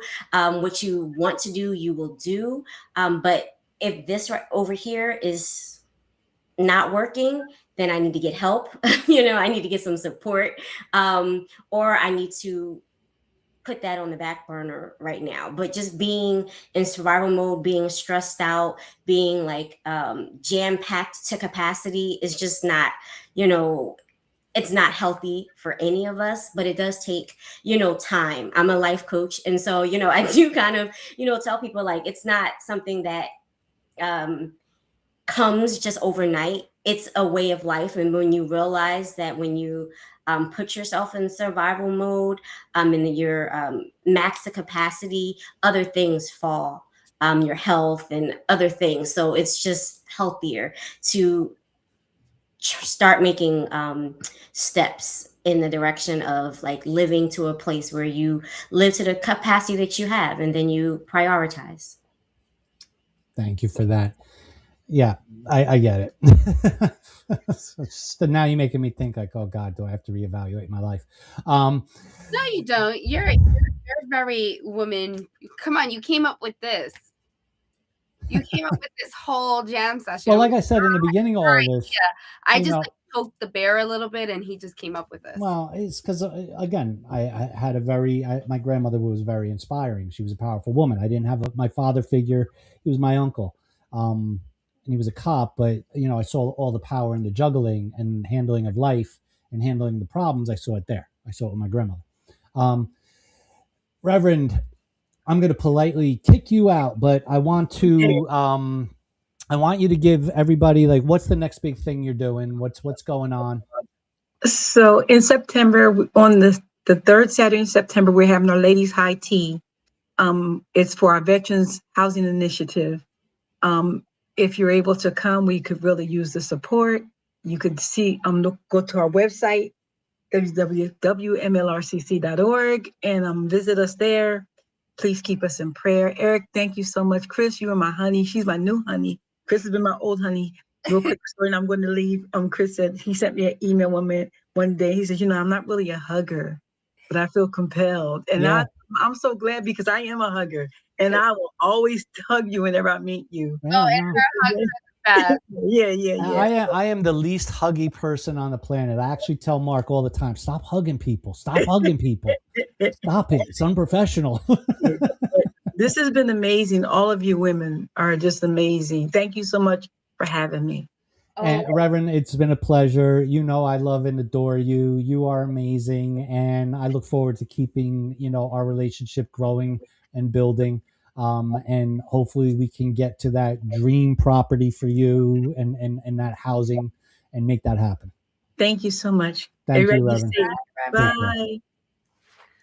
So I have a question. This will go for all the women here. And I know we lost Chanel, but this question was inspired between what she said, Tanya, kind of everyone here.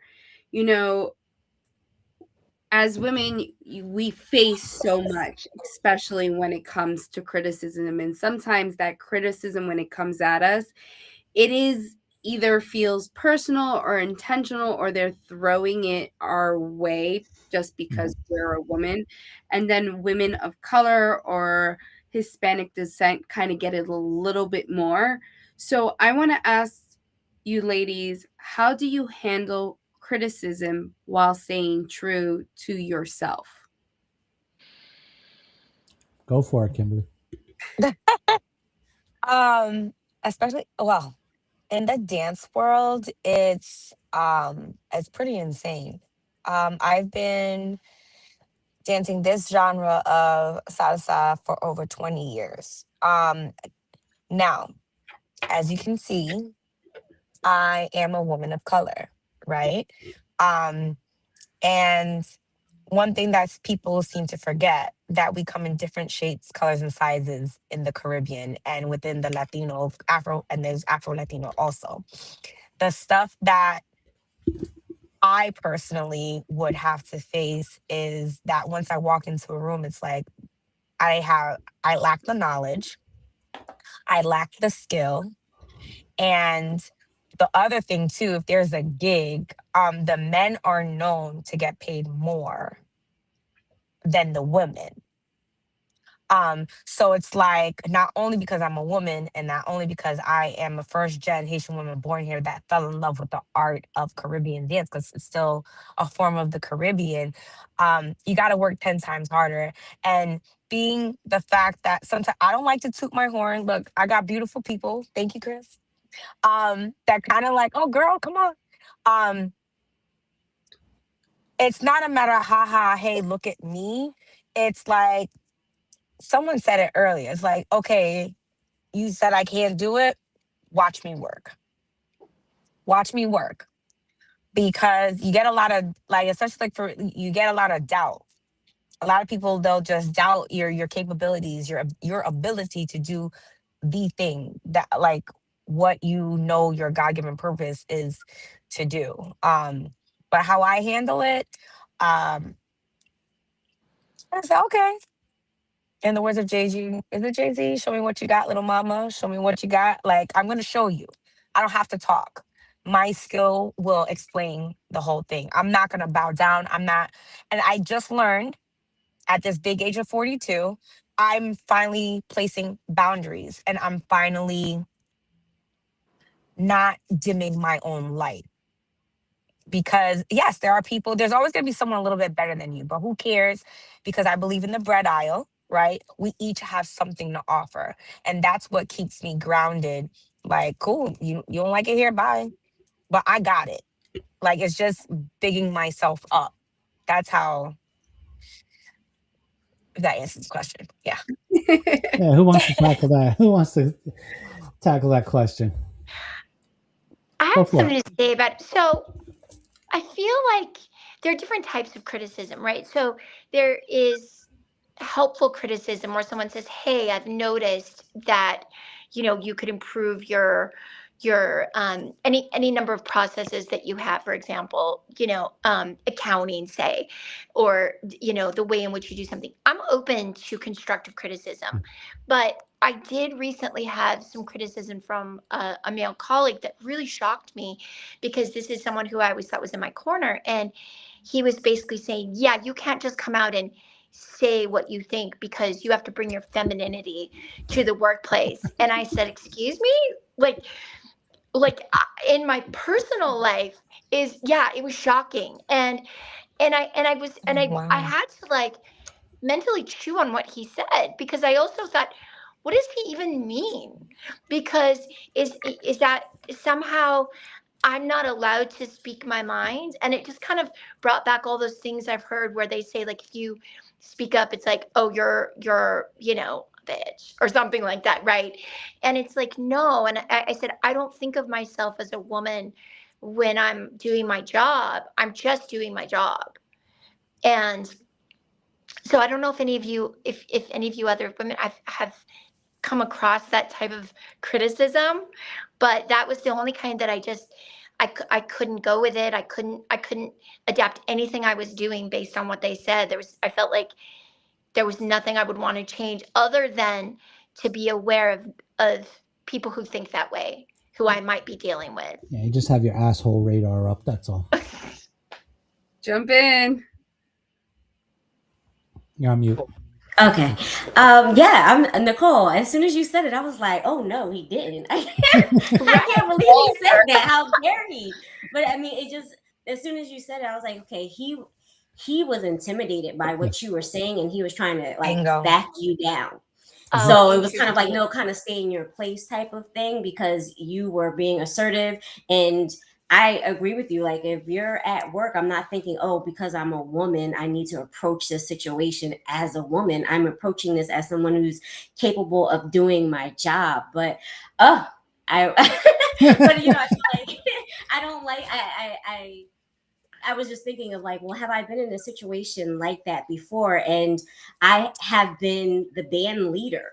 And as a female, most of my, band would be males, and my singers would be, females, but, trying to get men to respect you. And it's like, okay, if I say this way, does it come off like I'm being a nasty, am I this? And then I'm like, you know what? I have to be who I am. And sometimes I'm soft, and sometimes I'm like, I need you guys to be here on time. And I need you guys to stop playing around, and I need you to do it this way. And so, I'm not going to not be who I am, but we have the ability as females to come in. We can be soft and still be, authoritative. But if we need to be stern, nobody should be telling us that, you can't come the way that they do. Yeah, thank you for that. I appreciate it, because it was something that this is somebody I've done business with for like 2 decades. And I always thought of him as a supportive human, just supportive in general. And for him to come, like 2 of us from my company who are women, we were just kind of floored. And it made me wonder, wow, I wonder how many other men I do business with think this way, because maybe he just finally got comfortable enough to tell me. It's either that, or you have elevated enough to really impose a fear of some type in him. You know what I mean? You have to keep that in mind too. Men are very competitive. The end of the day, we're competitive, and we're already competitive internally. We're competitive with each other. We're competitive with anybody out there who might be remotely close to what we're doing. I mean, it's a completely weird fucking mindset. You can be doing, Z through, W, and they're doing A through C. And like, just because you're in the alphabet, you might be a threat. It's a weird thing. And I see the competitive set in men a lot, and we can be very catty about it. Well, that's interesting. Yeah. I never even considered that, but Petty I have to Betties. reflect on that. What you said, Kimberly? Petty Betties. Yep. Yeah, drama llamas. They're just like, oh my goodness. Tanya, I want your take on this question as well.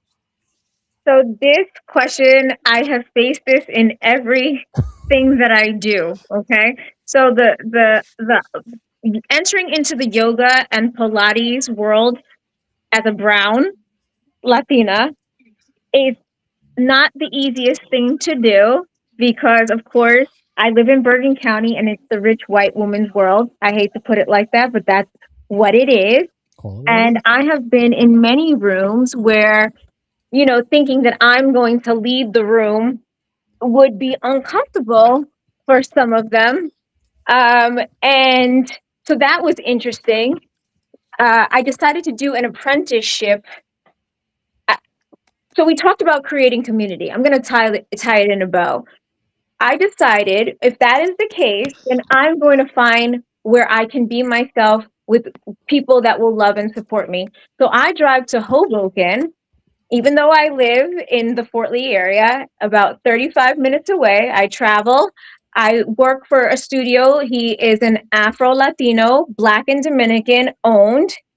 He's a gay owner. And I'm like, we're going to check all the fucking boxes then. If that's what we're going to do, we're going to do it. Okay. He owns multiple studios. He's viral. We're opening a studio in New York, and I will be an instructor there as well. So sometimes, you just got to find your tribe. Now I have people calling me. Oh, hey, I saw you online. You're working at this place. You're doing this. So I will give you an early plug. I'll be teaching at the Fabletics at Garden State Plaza later in the month. I have been working consistently teaching with them. So sometimes you just got to find your lane, what works for you. And now I teach, all types of classes with different people. It's just how people perceive you when you enter into a new space. On the beauty aspect, I think this was the most challenging. Originally, I worked for a European wax center on the floor, and then I had transitioned into a managerial role. And I think people still saw me as the worker bee on the floor. And then when I started my own business, you have people, it's a concierge service. So people treat it like, oh, come to my house now. I need you right this second. And all of their obligations, their events, their things for their children, they project it as being more important than my own. And in the beginning, when I was trying to gain business, I fed into it. It's 11 o'clock at night. Okay, you need this. Okay, it's 6 a.m. Oh, you have to do this. And I'm squeezing you in and I'm adjusting. But guess who's suffering? My family, my things. And when I would show up, it's like, oh, is this your business? Yes, it is. And then I came to a point, it's like, I am not your housekeeper. I do not clean your toilets. I am not your chef or your nanny. I own a business and you are going to treat me as I deserve to be treated. So I have parameters. There's going to be late fees there, and I will accommodate you and I'll treat you professionally and I'll do a fantastic job. But I will not grovel or act like all of your things are more important than my own. And that took a few years. It took a little while for me to get to that place. And I think anything can be said as long as it has the right intention. And I lead with that in every aspect of my life. So if I need to have a tough conversation with a client, I will, because I do care about them. They do, they pay for my life, my lifestyle, but everything within reason. So I would say how I combat all of this is kill them with kindness. I use that a lot. Sometimes they want to put you in a box and be like, oh, she's just a face and she has an attitude. No, I don't. I love what I do. I am blessed to wake up every day and do the thing that serves me, that makes me happy, that fills me. And so when I show up, I'm gonna lead with that. And anything else that comes from that is you projecting your own insecurities, your own happiness. And I feel sorry for you. And I have a tagline for my business, and it's creating confidence, not complexes. And that is what I do every single day. So that's my spiel. That's a commercial. So we're gonna have to clip that out. We're gonna have to edit that up. That's absolutely commercial. But you use the word kindness, and it's interesting because I had said this. People say to me all the time, "Oh, you're really nice, Eric," and they don't seem to understand. I'm not nice. I'm good, and that's the key thing here. And that's an attitude that I genuinely haven't seen a lot of women adopt, because we expect women to be nice. And it really isn't about being nice. Nice is not on the table. Good is on the table. Kindness is on the table. Exactly. And that's the way that has to deliver. So much good or kindness, I consider it professionalism. Yeah, I mean, I don't want to change. I wake up every day happy. Some people don't.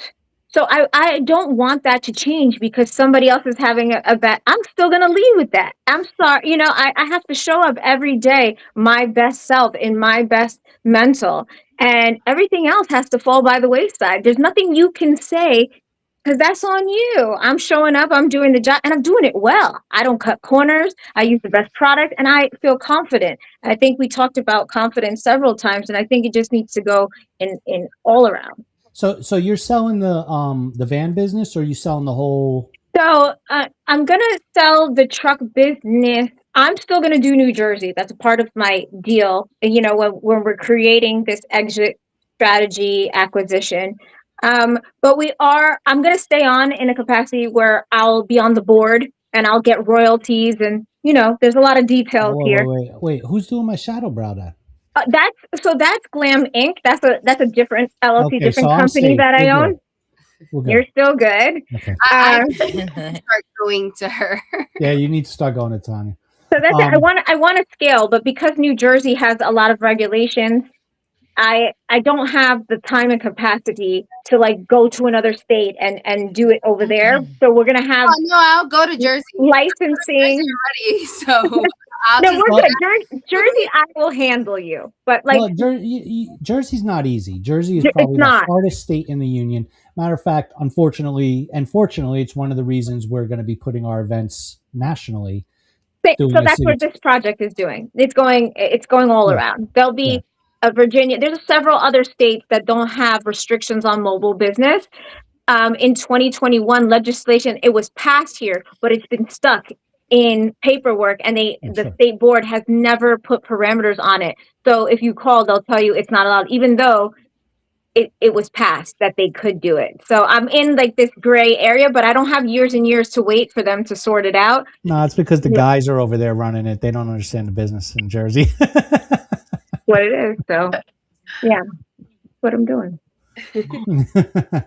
So I do want to bring this into this again. I really like this sort of idea going back to your situation, Nicole, and I want to put this out to everybody. This question. I mean, gleaning it from the eye of a threat, because it's not every man is not trying to just be the alpha male in the room because his ego.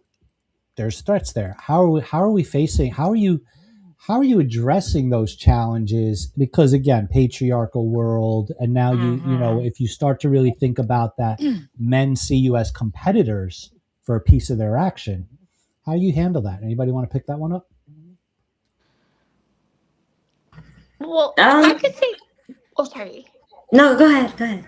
Well, just one thing that I've recently been doing is I've been really utilizing my relationships with other women who like to empower each other, and that really has helped, and the men that surround those women who like working with women and are willing to let a woman walk into a room and sit at the conference table and really have a voice.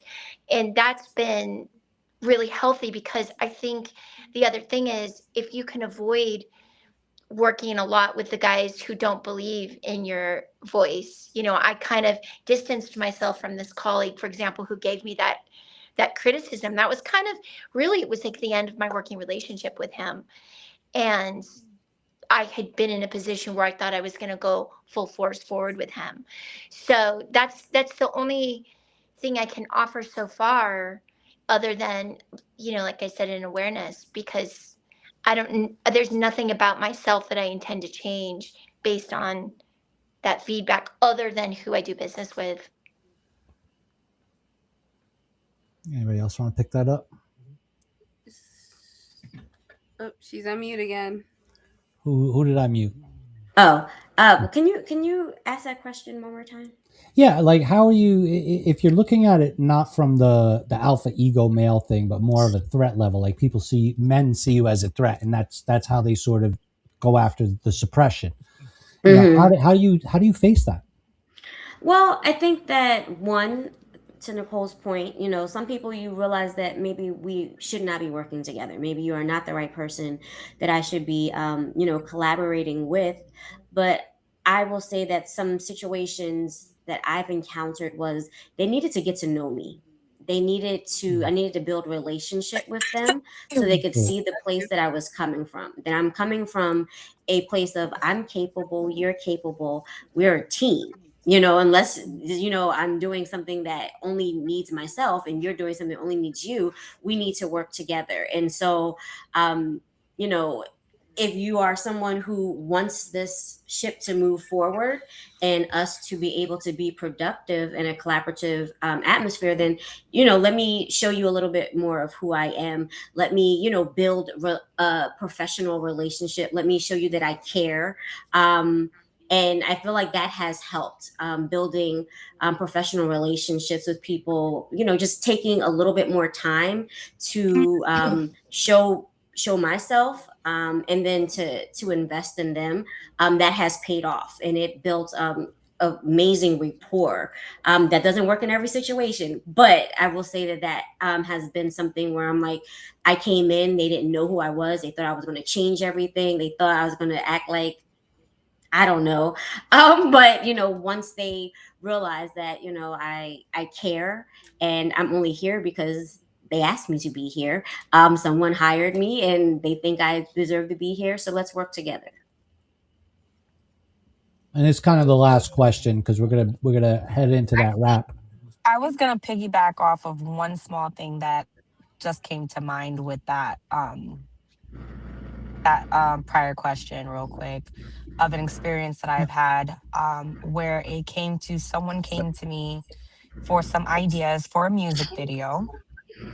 And I stated, listen, you have to make sure you get certain type of footage at a certain angle. Oh, no, no, no, you don't know what you're talking about. I'm like, excuse me, I've actually been in movies, I've been in videos. Oh, please, what have you done? I said, really? I'm not the type to brag, but I had to pretty much list quite a few things in order for it to click. And then it wasn't until after whatever he decided to do flopped, that's when it became, oh, Kimberly, so what do you think we should do again? I'm like, oh, okay. And then that's where, although actually he had someone else come and ask me because the ego, was there, but it was like, you're lucky we're cool and I want to see this project work. And that's when I gave the final input. But it's interesting. Definitely. Spanish people say, so you'll learn. That's you let them fall and then you say, so you'll learn. Next time. That's it. Yep. Yep. So you had one more question to run around, Chris? So I think this is the perfect question. I kind of wish I asked all the women this question, is how can women embrace their uniqueness in a world that is constantly pressure conformity? I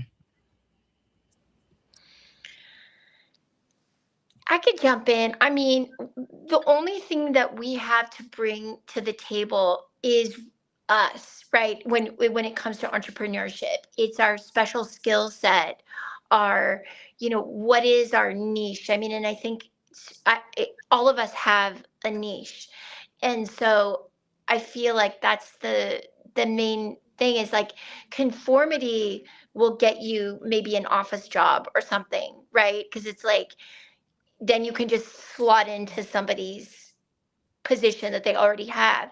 But I feel like at least at my company, when I have somebody new, initially I'm thinking, yeah, I have this position I need filled. But then I watch them and I see what they're good at and I adjust it.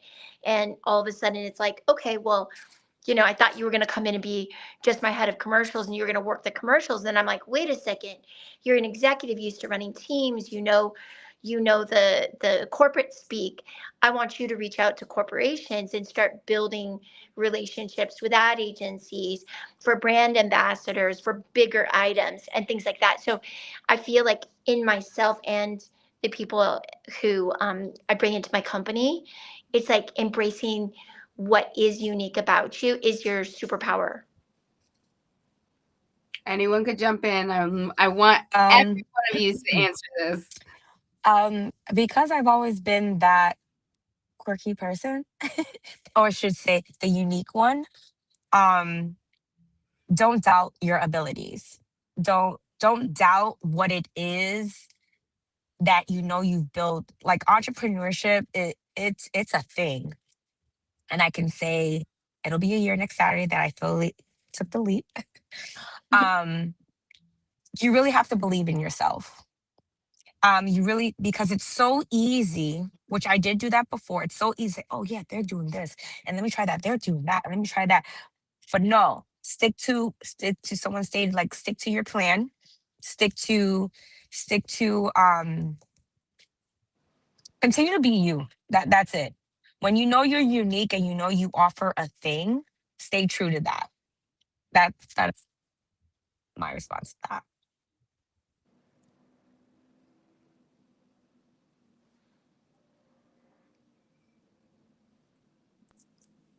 She needs to be unmuted. Okay. I don't know if anybody said this, but I mean, it definitely, I echo, stay true to yourself. And, I've heard it and it's like, oh, that's a little cliche, but, it is your superpower. You being you is your superpower. It's what makes you different. Nobody's going to sing like me. Nobody's going to, read this book like me. Nobody's going to, engineer this like me. And so why not show up and be different and embrace that. So yeah, that's pretty much all I'll say to that. I think about what I tell my daughter, right? I have a teenager in high school, and I always say there's always going to be somebody bigger, better, stronger, taller, smarter, prettier. However, there's only one you. And so when you stop looking outward and look inward, that internal beauty, that soul is what shines, and that brings all the attraction. That's the laws of attraction, what you're putting out there. If you're constantly looking and comparing, it's going to get overpowered. So I think the best thing to do is just be, live. And when I am out, I'm talking about my business, I'm not worried about this person, that person. I don't give a shit about any of that. I know that I am prepared. I know that when I show up, I'm the best version of myself. And when I do that, I win every single time because I can't be more than the best version of myself. And that's how the unique part comes through. And that's what draws people to you. And that is what brings along collaborations and opportunity. And so I think that just really getting to know yourself, that's the only way you can really project that. Because if you just are taking on forms of other things around you, you may think you're very unique, but you aren't. Get to know yourself, get to know your strengths, your weaknesses, your desires, your goals. And when you really truly know yourself and you're in that good space, everything else falls into place. So that's what I'll say to that. Well, sounds like there's some amazing advice here for you men to finally take. I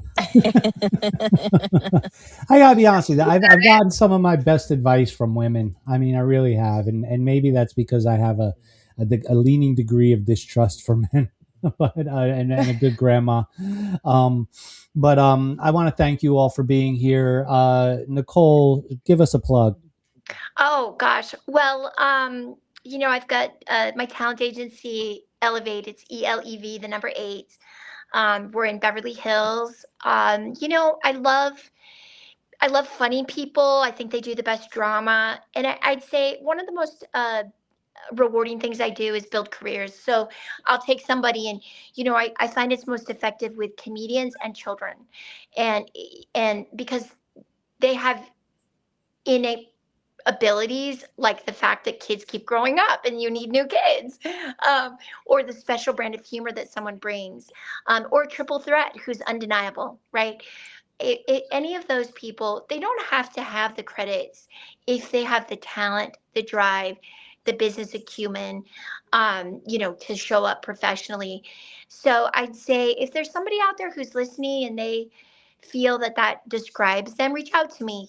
We've got our website is elevateagency.com, ELEV8 agency.com.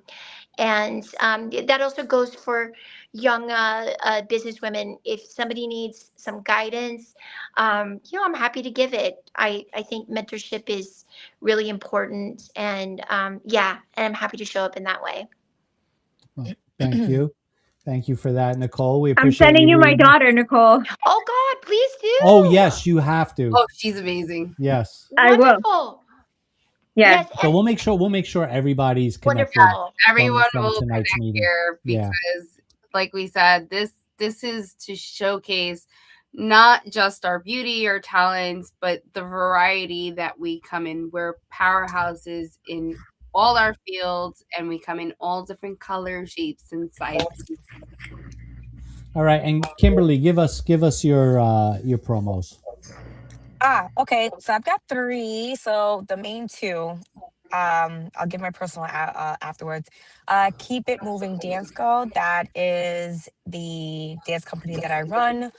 Mainly it's for young girls, pushing them to achieve, succeed through the art of dance. I'll be accepting boys soon, so look out. So my handle for that on social media is Keep It Moving Dance Co. All in one. Keep It Moving Dance Co. I also make body butters, body oils, and sugar scrubs. Yeah, I think mine are pretty darn good. Leave the No, skin they are. feeling amazing. He's, So she's not giving herself the credit she is. Like when she gave me an example, like she got mad at me and she's like, "Girl, did you just order and not tell me?"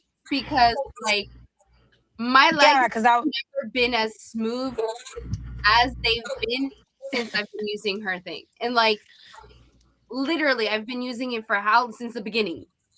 Yeah, since I started. So that's like 3 years. Yeah. So that is KC_comfort_. Right now I am revamping. So the website is down. But DM me if you're interested. I promise you I'll hook you up. And also my personal page is ms_finesse83. And that's just me. I talk about, you'll see dance stuff. It's a lot of my dance babies. So that's that. All right, Levon, hit us. Okay, so I wear a lot of hats, and so I would say to stay in touch with me and see what I have going on, whether that is singing or content creating or doing a workshop. You can connect with me at Levon Nichols on IG. I do a lot on IG. Also, my website for my business, Say Something Good LLC. That is saysomethinggoodllc.com. And I try to update that Instagram. And yeah, please stay in touch with me, especially ladies on here. Please stay in touch with me. But it's all about empowerment and empowering others to be their best self. So whether that's through music, coaching, or just content. All right, your turn, Spitfire. Tanya, go for it. Okay.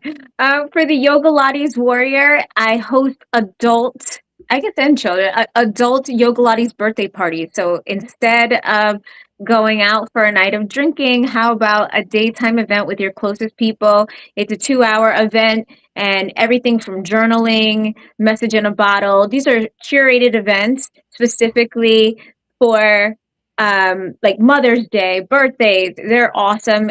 We get a lot of tears, a lot of emotions because people open up. They're getting that mental and physical all in one. So if you're interested in something like that, I also do corporate events. So companies out there, if anybody's watching, I'd love to come to your facility, offer lunchtime yoga lattes, or evening time, whatever works for you guys.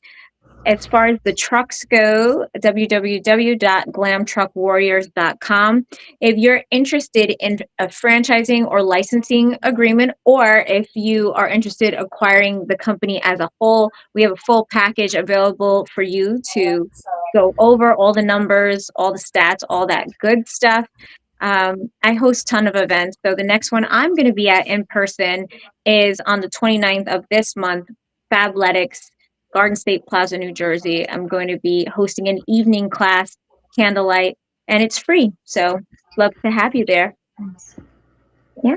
Ladies, thank you for joining myself and Chris tonight. This was amazing. Thank you. We're definitely going to have to do this again. I think we need to do this at a live session at one of my events where we have all you women in the room for a couple of hours and just, browbeat everybody else. Tell them what for. So give everybody a chocolata and let everybody just like throw them across the room, smack everybody in the head. I mean, we really need to get everybody aware. But folks, I appreciate you. Chris appreciates you. You and I, Chris, are going to have a post-show discussion about what we had here today. Oh, yeah. So, that's fun. Meaning we're going to just talk shit behind your backs, ladies. Jeez. I gotta do it.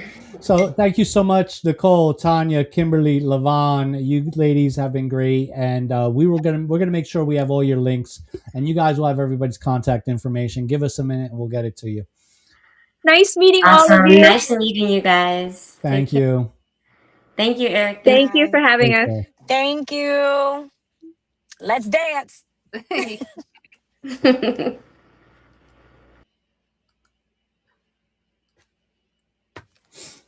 Okay, troublemaker. So that was a pretty good meet. That was a pretty good. I mean, there's just Because we lost Chanel. We lost Chanel. Chanel, yeah. And we lost Sam. And Sam couldn't make it. and then Teddy couldn't make it, and then April got caught up in some bizarre traffic. I don't know, man. When you say bizarre traffic in New Jersey, shit had to go sideways because Jersey is full of traffic. Know. With Jersey, you never know. So what do you think? Like, I mean, what did you get off of this?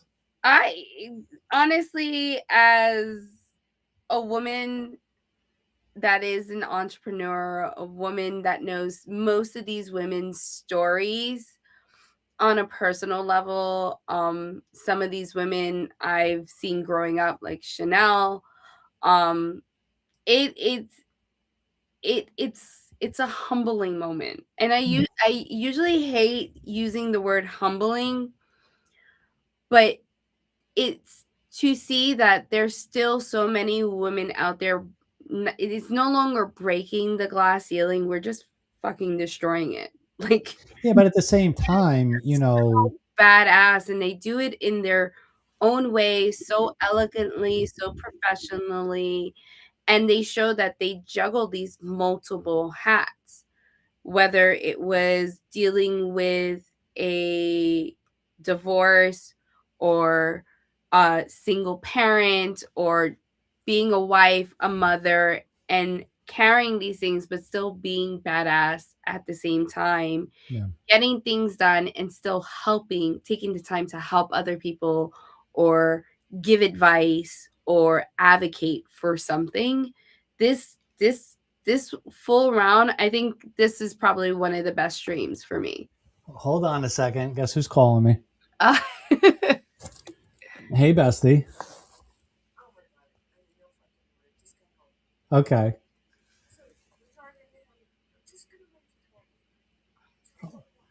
You want to share this online? Because we're still on. Yeah, we're doing a wrap-up conversation, but you're welcome to show up. No worries. Oh, it's nighttime construction. Welcome to New Jersey. So, well, let me jump back on the live stream. I'll catch up with you after. All right. Bye. That was April. Love it. You gotta love it. Gotta love it. So yeah, April got caught up, and she's like, "Yeah, I'm good." That's frustrating. I would be like freaking losing my shit.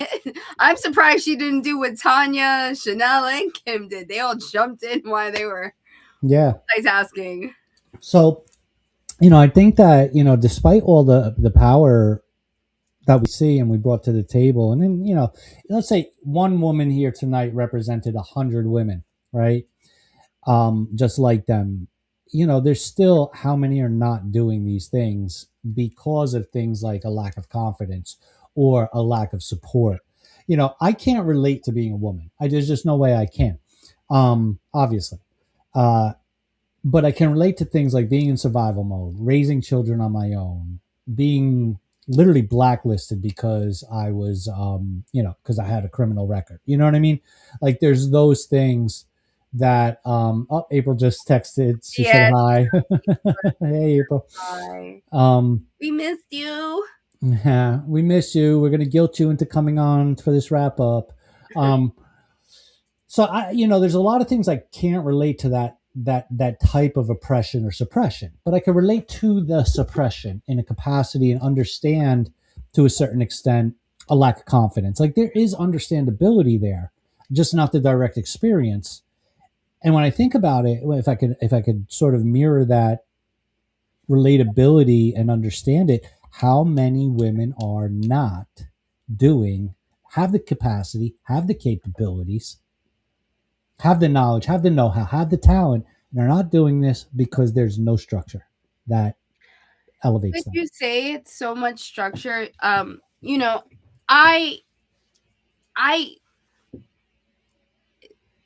It took a lot of growing for me to understand having women in my corner, because the women in my life, some of the ones that I was exposed to outside of my family, it was a cattiness. It was a fakeness.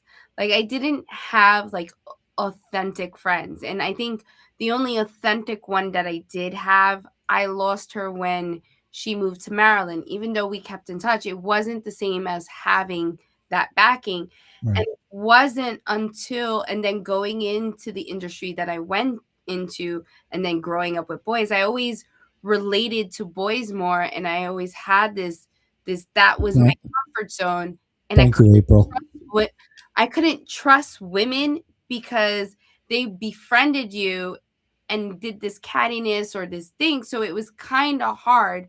And it wasn't until, and you got to meet one of the women behind being my power force and pushing me forward, was her. And like, still, even as I've gotten older, because of maturity and understanding things, and then having the confidence that I have, and then just being the survivor of a trauma, and then my I don't give a fuck attitude anymore, I've been able to have relationships with other women, but there are only few women that I could trust and actually relate to. But I have to read those situations, because honestly, even though we saw many women here today that you could run up to us and we will support you a million times. And I'm pretty sure every woman that we had, they will run and pick up a sister or pick up a fellow queen and push them full force. But we still have women in society that step on other women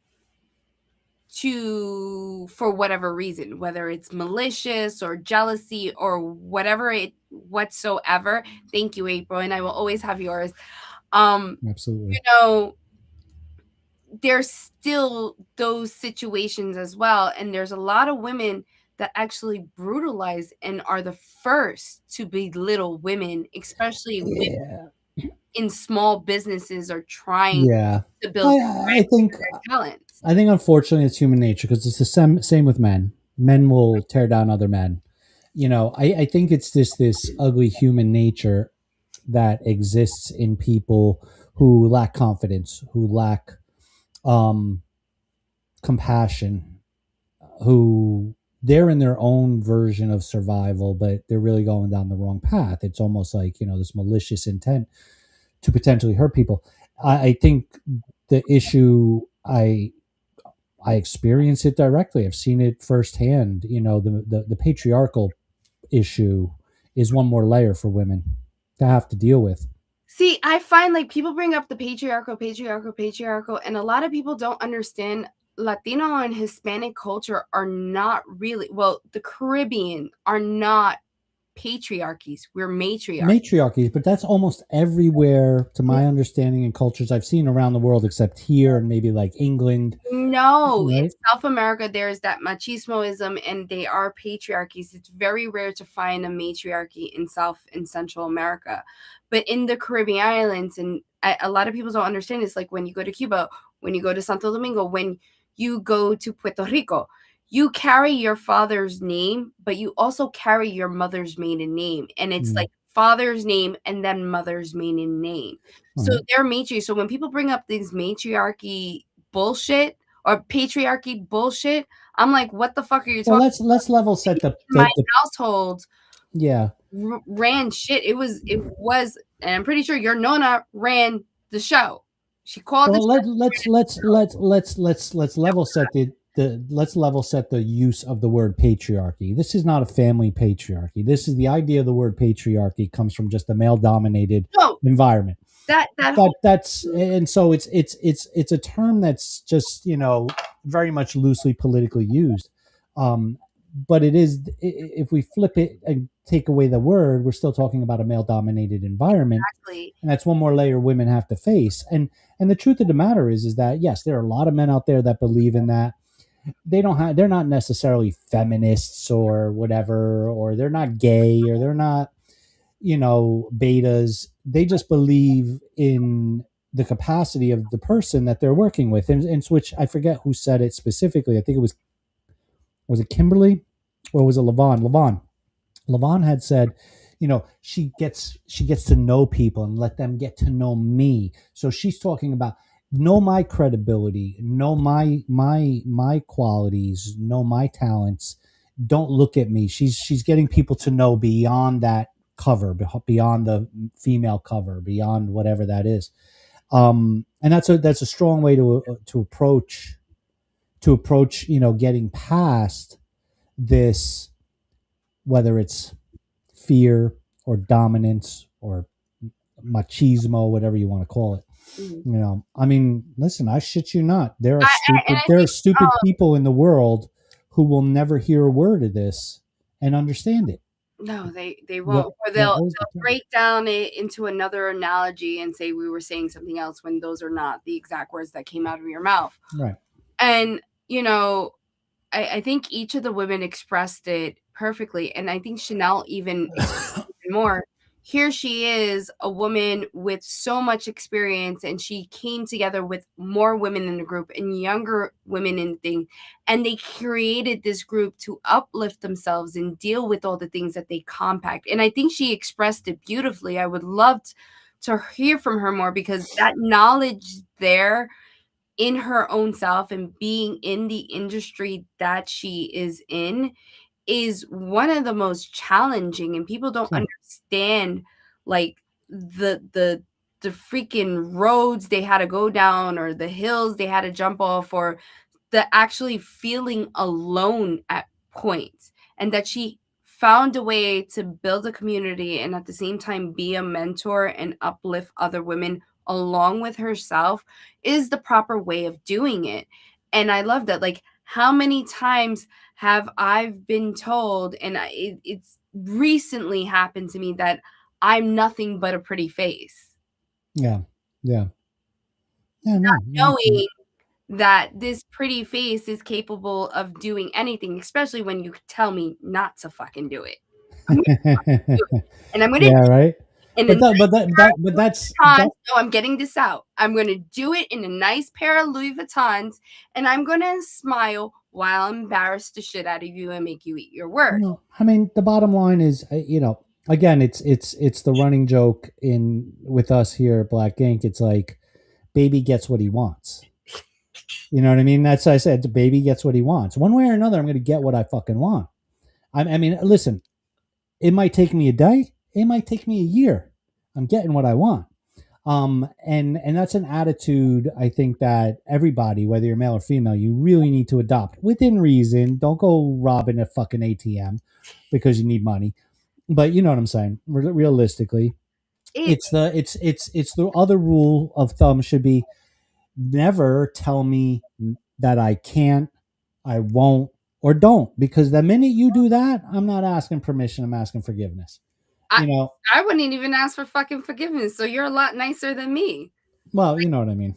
But it comes down to this. But unfortunately, and hopefully people take what was said to here, because a lot of these women brought so much knowledge, so much like information to inspire other women, or to get that woman that's constantly questioning herself, or she's self-doubting herself, or imposter syndrome, doubting herself and not thinking she's capable of doing something when she actually can. I hope like this takes it and like wakes them up, maybe slap them in the face or slap them in the back of the head with a chancleta somehow, some way, and get them to do what they know they're capable of doing it, but they're self-doubting themselves. Well, that's the not thing. Be afraid of the challenges you're going to face. You're going to get so many doors like closed on you. So what? Fucking make your own doorway or kick the fucking door down.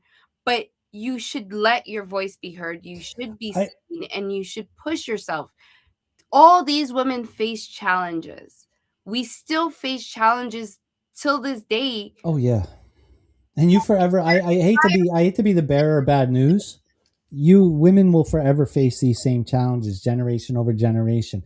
The steps a woman takes, and you can see it in any movement you're in, whether it's the LGBT movement or it's women's movement, feminine, whatever.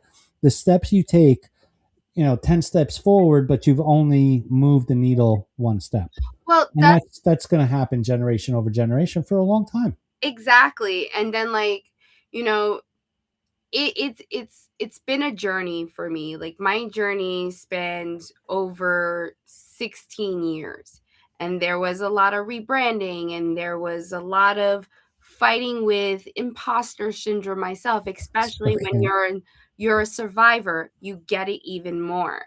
And then when you're a survival and in survival mode, and then fighting with PTSD, and then dealing with the challenges of life and everything coming with you at full force, it happens. But you have to, as my mom said, put on your big girl panties, get up, get dressed, look fabulous, and keep doing what you're doing, and you're going to find a way. Sure.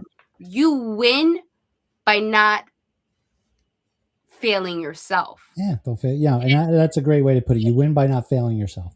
You don't need to win for the world. You need to win for yourself. And if you fail yourself, you're not doing yourself a favor. You're just shutting yourself down. You're dimming your light. You're dimming whatever you need to do to benefit yourself. And then you got people that be like, oh, but I'm a mom and I need to do this. Listen, I was a single mom at one point. But guess what? If I knew I wasn't okay and I wasn't good, my first lion cub wouldn't be good. He wouldn't be the amazing kid he is today. And then I actually had a counselor tell me, because I wasn't going to go to my first graduation when I was graduating with honors and on the dean's list. I wasn't going to go. I was like, it's not a big deal. I got the degree. Just give me my fucking diploma, and I want to finish the rest of my degree and get my bachelor's and call it a fucking day. It was that counselor, a man, that sat me down, and he says, you're a single mom. You did all this while being a single mom. You shouldn't be walking down the aisle for yourself. You're walking down the aisle to show your son that the world threw everything at you and you didn't let it Okay. You fail. So let me cut you off here, because I think this is really important. And this is the reality of it. Every person we had on here tonight, including yourself, okay? Mm-hmm. And this is where we have to find that click, right? Because you guys are almost at this point. I know the journey isn't over for anyone who was on here tonight. It's not over. But when you're coming up on the stage and you're at that point where you can take the stage and you could talk about the journey thus far, you are already the result that people are hoping to be. And the thing is while all this is good, while everything we had here today is great, in fact, a lot of people, they see the celebrity, quote unquote, the celebrity, right? They see the polished Lavon, the polished Tanya, the polished Nicole. They see the polished Chanel. Everybody's polished. Chris is polished. You're all polished. You've gotten to a point where you have some polish, you have some shine. You've done all this stuff to get to X. And now we become, including myself, when I'm talking to guys who've done shit and they're just starting out, they can't connect, right? They can't find that connection. And the thing is that is, I think, one of the key things is I talk to people sometimes and they're like, I don't know, like, I can't see it. I hear the stories, but I can't see it. Like, I can't see it in action, right? I can't see the climb in action. I can't see the standing up in action by the person who's speaking about their story. So they have stories, they have books. And a lot of times it's hard for women or men, but women in this case, who need that boost of confidence to see it in action. Not everybody can read a book and go, I got this. Not everybody could go to a life coach and go, I hear what you're saying, I got this. Some people need to see the action in order to get that kickstart. They have to see somebody that looks like them, sounds like them, that's shit out of fucking luck like them. You just said the magic word, Eric. Someone that looks like them. And the reason why that kind of related to me is because there was no one that looked like me. There was no one like me. yes, I'm a Latina, but I am a white ass fucking Latina. I look like my colonizers. I'm not calling you white girl. I don't want to get smacked in the head.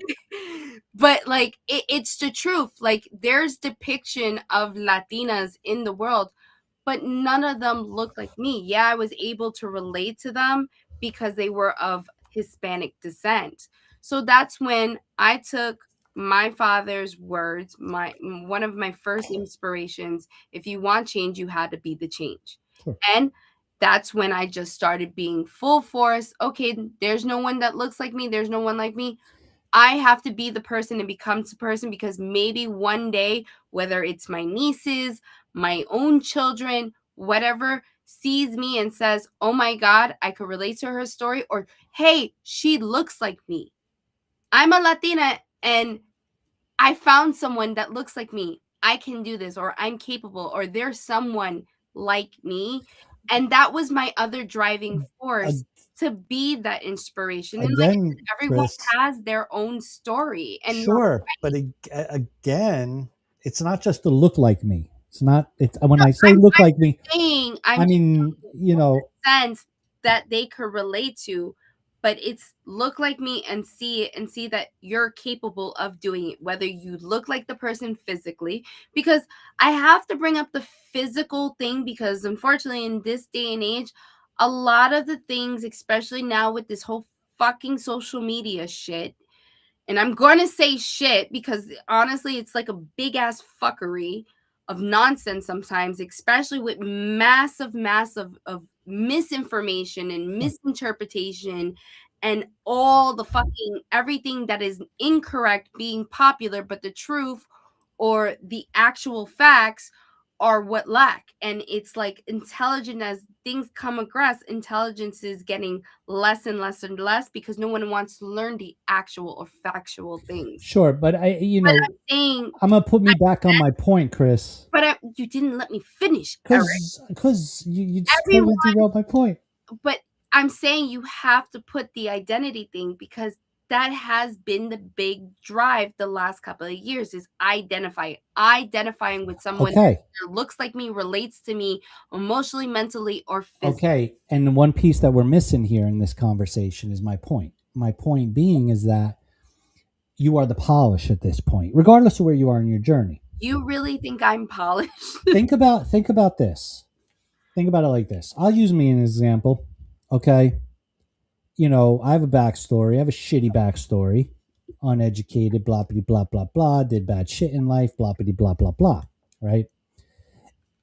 I could not see anybody out there who was at the same starting point as me, or just a little bit further, that I could tail. I could watch and build confidence through. Because it's I think what happens is there's a group out there of people who and I've experienced it firsthand, who like, I don't know how, and you can't talk to them, you can't blah blah blah them. And I'm not saying that what anybody said here tonight was garbage. I'm just saying you can't speak to them and they get it. They have to see it in action. They have to see the person. So look, I mean, I know a couple of people, a couple of addicts, and you know, one of them was really cranking and getting really, really better and well. And he was a great support to the other one who was struggling, because he was watching, the one who was struggling was watching, and it was real time. It was that real down like that. So I guess this is the mom in me. Like when you're potty training or you're teaching a toddler something, they really don't comprehend it unless they see one. So basically, yeah. Basically, they're the type of person that they have to see others do it. But what people also tend to not realize, not everyone is going to be brave to show their struggles. And I'm sorry, if a person's showing their struggles on social media, that is all fucking scripted shit. Yeah. That none of it is real. I'm sorry. A person that is really suffering and going through something doesn't have time to pick up a fucking phone, or actually in the right state of mind to pick up a phone and say, I'm going to fucking record this.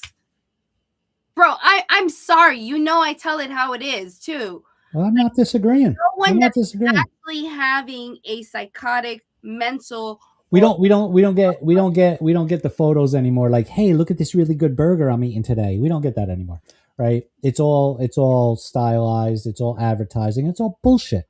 But that's what I'm saying. Anyone that is actually having or going through an anxiety attack or a mental breakdown or, a PTSD episode or going through fucking withdrawals, you're not thinking, oh my God, I got the first thing that comes, I got to record this and put this on social media. I gotta go live. With hair coiffed and makeup done. Exactly. Bro, like it's, and then for people to actually believe that it's real. So like when you're saying that, yeah, I understand sometimes it's good to have that sponsorship and that with yes, that's a good way to put it. Sponsorship, yes. And a person, when you're dealing with that's a different situation. But people can't constantly, and I shouldn't want to put that out there to like look for that, because no one's ever going to experience. The only way you're going to get to know a person and what they've been through is by hearing their stories, or people like us putting that information out there so they could one day run into it and use it to develop themselves or to cope. Agreed. But like they're not going to get that whole toddler factor. Oh, he's going to the potty, I should go to the potty too. But there's definitely got to be a way to, and again, I think I'm overthinking it, and I think I'm at the same time also making it, just dumbing it down too much.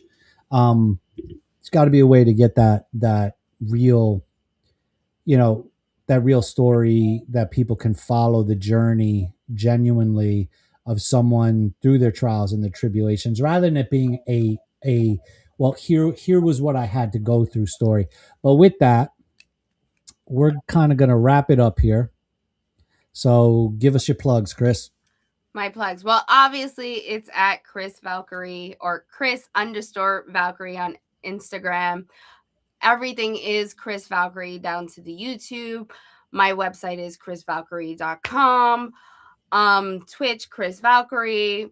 I have TikTok, but I'm really there. If you really want to catch me, fuck TikTok.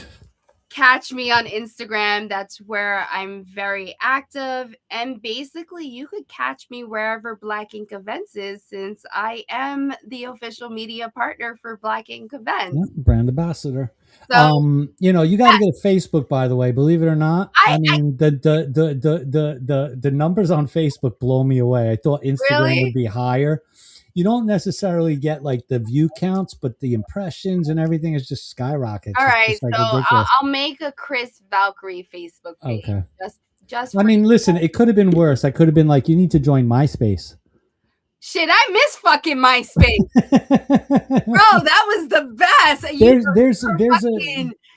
I don't know what it is. Shit, making profiles, design, coding, and all that shit. There is a MySpace clone. It's like an open source community thing out there. I found it once. I signed up for it. I forgot the name of the website, but it exists. It literally is a MySpace everyone clone. Was Tom's friend. Come on. Yeah, Tom. Fucking Tom. Like, you knew you were a part of the clique with like the levels. Yep. Was in a certain. Someone said, wow, Rogue Wildcat Creations. That's one of our sponsors. Rogue. He said MySpace still exists. It does. It's music now. But there is an old school MySpace clone that somebody put together. Look it up. It's currently active. Black Ink is signed up for it. Hey, I just forgot where it was. I have to go find it. If I find it, I'll post it on social. So, and I think the only other plug is, well, we actually are making an appearance this weekend. Yo, yes. Bill Visconti, Professor B. Shout out to Professor B. We are going to be at the 4th annual Paranormal and Cryptid Conference in Princeton, which I think is actually in Plainsboro. I think it's at the Sheraton. Crown Plaza. Yep, we're going to be there. We're going to be hanging out, doing some content creation. I will be there with Chris, and we will have Heather there. And we're going to be palling around and harassing all the paranormal professionals. I know April's going to be there. April is going to be there. Absolutely. Yeah, John. I think Johnny Zaffis too. Yeah. Ronnie LeBlanc will be there. I think his name is James Kenzie. He's another Bigfoot. I'm not sure if Mike Familiant from In the Shadow of Red Eye is going to be there, but I mean, if there's Brittany Barbieri is going to be there from what's the name of that show? The Monster Files. I think it's something like that on. Sorry, Brittany, kill me later. Yeah, it's going to be a whole host of paranormal people for the day. There's going to be vendors there. It's just going to be a really nice time. And if you catch us, Chris, say, yeah, take a picture, Chris. I'll tell you what, if you catch us at the paranormal conference, you take a picture while you're there with either Chris, myself, or Heather, and you post it right on the spot. Well, I do still have 5 passes right to give away. So you post it right on the spot. We're going to give you a free pass to Popped. And then I'm going to make this a little bit juicier. I'm going to make this really juicy right now. I will give away to the first person that can be in Atlantic City for Pop, July 11th and 12th. I will give away a VIP pass of their choice. So they can get VIP lunch with Ronnie LeBlanc, or they can get the cannabis etiquette with Dennis. Anyone of their choice, right there on the spot. You take the picture with us, with one of us, you post it. No, I'm going to make this. You take the picture with me, right? Because I want to see my mug on your social media. All right? You tag us. Well, and obviously, I still have 5 all-access passes. The Beasties have been slacking a little. So if you do catch me and take a picture with me, I'm not going to even tell you guys where I am. You got to find me. And I'm pretty sure you'll probably spot me out with my fabulous self and the outfit that I'm wearing. now you're going to make me go look at my wardrobe for Saturday. Son of a bitch. Competition. You see this? Yeah. The sibling rivalry. Dude, you can't out leather me. Oh, there's no leather. I'm not. It's summertime. I am not trying to chafe. Are you crazy? Are you kidding me? I am on brand all the time. I am not trying to chafe. I am dress code at Black Ink, leather. I'm very well prepared for April's read because the last reading she drained my battery in minutes. Yeah. Literally minutes. I wonder if that's why my damn piece, my thing didn't work that day, because that was a brand new wireless for the phone, wireless microphone, and it just would not stay charged the whole event. Literally, I went in there with because I film with 2 things, the GoPro or the phone, and I went in there with the GoPro because it was just a gallery read. I'm not doing interviews, so there was no miking, and the GoPro mic is great. Yeah. And I was like, okay, my battery is 100. I'm good. I was in there and I was down to 9%, and the gallery read didn't even finish.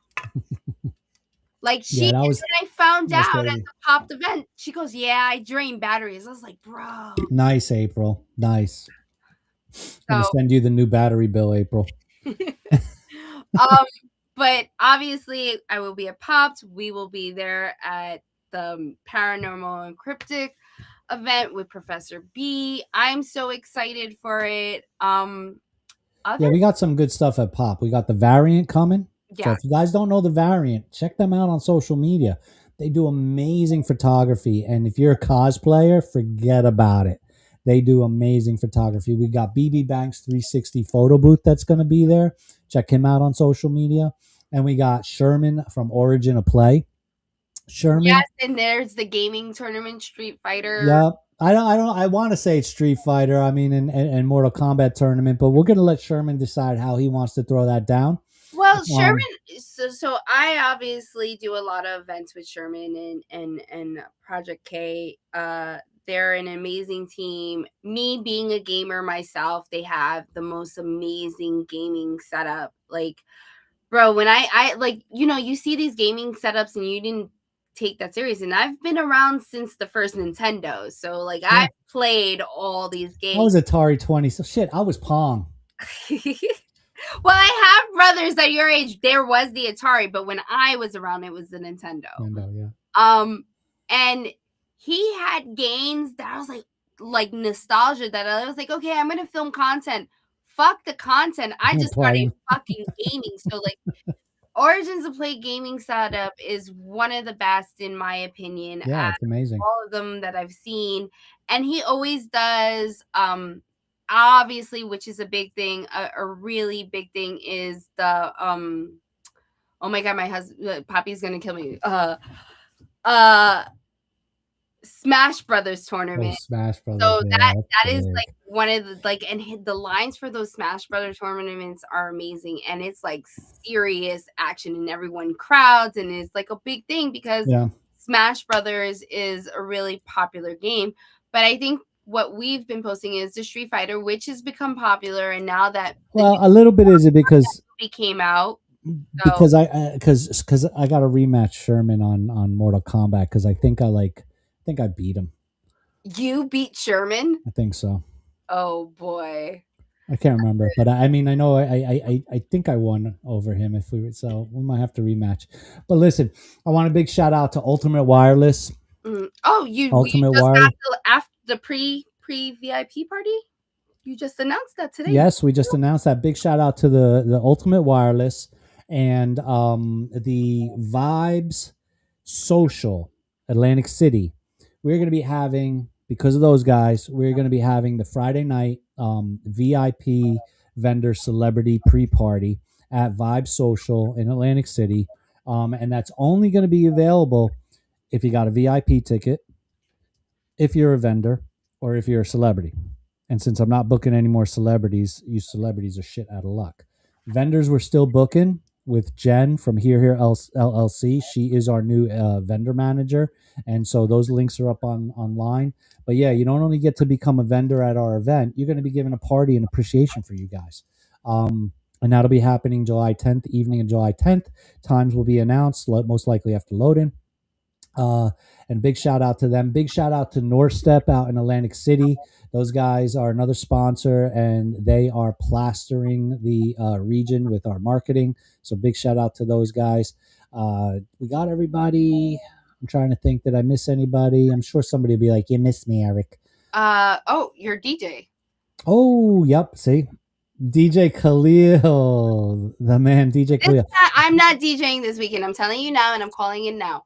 I am not DJing any event for Popped. No. So DJ Khalil, I got to really give this guy. This guy is he does the DJing just because of the love of it. Just because he loves the crowd, just because he loves this guy's going to school for something that has nothing to do with the entertainment industry. He's getting like his PhD. He is the sweetest guy. He runs a podcast called the Not DJ Khaled Show. So check that out. I believe that's on Spotify, Apple Music. I don't know if Google still does podcasts. We're talking about that, yeah. So yeah, check it out. More Love car race. Yes, the More Love go-kart race. It's the Power Rangers race, Power Rangers Challenge. We got 3 Power Rangers coming in, and you're going to be able to get to challenge them. And that's a separate ticket because the proceeds from that challenge, those 3 races. So you're going to be racing each Power Ranger individually, and then the winners from those 3 races are going to get on, and it's going to be civilians against Power Rangers, and then we'll have a nice prize for the winner of that race. But the proceeds for that are going to go over to More Love. So we're working on some other charity stuff there for the event. We're going to see if we can squeak out a few dollars from the wrestling. Did I say that? Wrestling? Nope. The end of the night, after the exhibit closes and the celebrities have relaxed and there's no more autographs to be had, there's going to be body slams and bit slaps, right? So SSP is putting on Full House. It's a little double entendre there for you people who used to watch TV. And they're going to take down the house 8 o'clock after the show closes. Now, just an FYI, we have no requirements for exhibitors to stay open during the wrestling match. However, it's optional if you want to keep your booth open that night because people have to go through the exhibits in order to get to the wrestling. We do have security for you vendors, so don't worry about that. They have on-site security, and we have partners coming in. I think the only thing that we probably missed is it true that there's going to be a bar during the event? I'm really not sure where they get where the showboat's going to land on that. We're supposed to have a call with the showboat today. Didn't happen, so hopefully tomorrow. And we'll see what there's going to be. There will be food and beverage on site in the arena, in the space. And yes, I did ask for a bar. I don't know where they landed on that yet. Oh man, they playing with my feelings. All right. Talking about it, you did mention, I forgot to say, the Poisonous Daily is also on Spotify, iHeartRadio, and Apple Podcasts. Boom, Poisonous Daily. You guys got to go check it out. That's a more regular podcast. We don't really do regulars. The jam sessions are what we do. They're random. They show up. We kibitz. We bullshit. We talk. We say shit. And we bring some good people. If you haven't checked out a jam session, go back online. Check out on YouTube. We have a paranormal jam session, a pop culture jam session. We just did this one. We're going to have to do another pop culture one. Yeah, well, you know what I want to do? I want to do an art jam session. Well, we definitely got to do an art jam session. I want to get Son of Sane on for that one.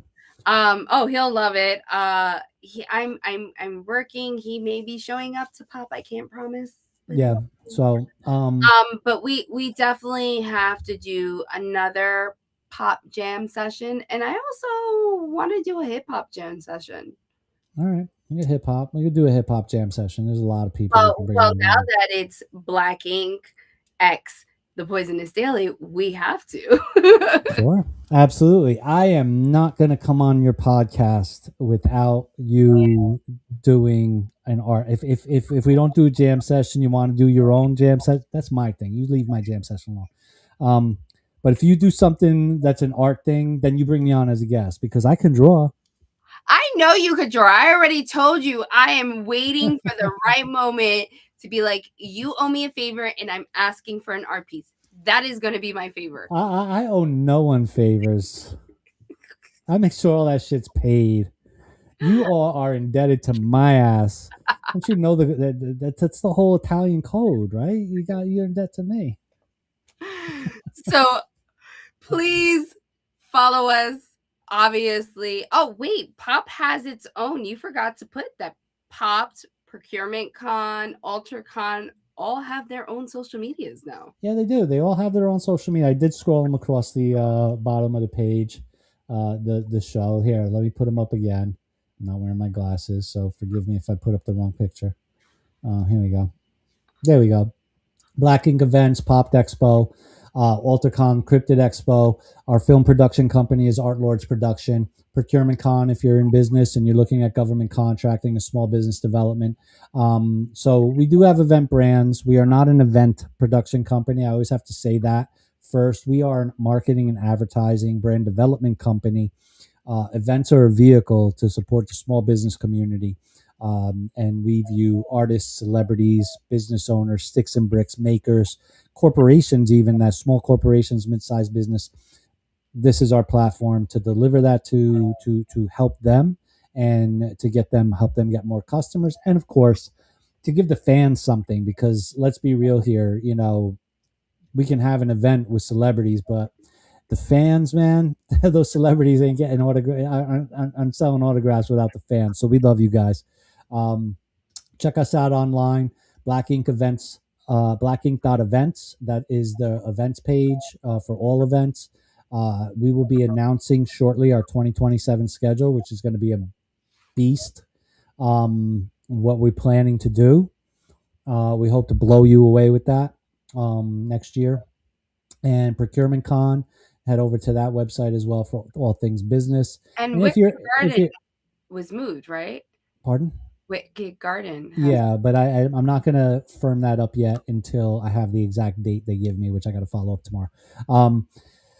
So with that said, if you're a small business and you're ready to treat yourself like you want to be the next Starbucks, you can always reach out to me directly for brand development, marketing and advertising, creative strategy development. I have an amazing team here.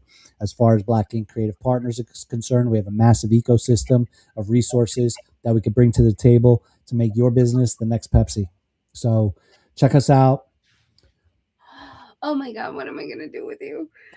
Hey, listen, there's a lot of things. I mean, I wouldn't mind you like doing some work and getting me like, raven haired girl. No. No, we're not doing it. We're not doing it. I don't want no brunette. We miss Tina. Where the hell? What happened to Tina? I didn't invite her to this one. Yeah, you did. She was on the flyer and in the email. She wasn't. She wasn't? I No. swore. I was seeing shit. I didn't invite her to this one because putting the two of you in the room together against me, fuck you. So much fun. Fuck the two of you. Are you sure you're going to be able to handle Pop? Oh, Pop is the Two of shit. us are going to be together. I'm gonna be in pro mode. I'm not gonna have time for your shit. You guys will be so busy that I will get away with handing Goth Baddies a fucking note that says "ruin my life." Why did I send you the fucking video? I gotta order those cards. Jesus, I fucked up. Careful what you say around me. Oh man. Oh my god. So June 6th, we're at Crown Plaza, Princeton at the fourth annual paranormal Derailed you. event. Whatever other chaos we're causing. June, I actually have a very busy schedule in June. You do. You have some other events you're gonna be at, right? Yeah, so I will be at the Puerto Rican Bar Association. Obviously, I as a co-chair of the Young Attorneys Committee for the Puerto Rican Bar Association, I'm actually pulling up my calendar. It will be, I believe, Thursday will be judiciary night. So please go to Puerto Rican Bar Association if you are in the legal field or a Latino in the business world and entrepreneurship and are looking for a community and advice and stuff like that. Please go to Puerto Rican Bar Association. Judiciary night is Thursday. And then Friday, it's a fire table with a judge, Bianca Perez, one of my favorite judges out of the Bronx Supreme Court County. And I believe it's one of the Senate members, or I can't tell off the top of my head. Following that, I may or may not make an appearance at the 116th Festival to show my cousin love at his booth for his company. Charlie Chase will be at the Puerto Rican Day Parade this year, and he will be at the 116 Festival, and he will be with his new company, which is called Black Market TV, and I may make appearance at the 116 Festival, and I will also be at the Puerto Rican Day Parade this year, but I will be with the Attorney General's office. So far, so good. Other than that, there's a couple of episodes coming out of The Poisonous Daily, and then I think it's just popped unless I get something else. And I will be at New York and Anime NYC also in August. And then the end of August, I will be at Hippame, which is a hip hop anime and comic convention in Baltimore, Maryland as well. Nice. All right, folks, stay tuned for announcements on the Wicked Garden Film Festival, which we have relocated. We'll announce and confirm the dates. Submit your films if you're a filmmaker. Same with Procurement Com. Procurement Com is coming back up north. We're taking that back out of Atlantic City, bringing it back north for this fall. So stay tuned for dates and announcements on that. And then we will hopefully announce shortly what our 2027 schedule looks like. And like I said, hit us up. We're all over the place. You folks have a great night. And thank you for being part of this. Thank you, Chris. Thank you, Poisonous Daily. Thank you. And we out. Deuces. I ain't tryna. Yeah, ain't tryna be cool like you, wobbling around.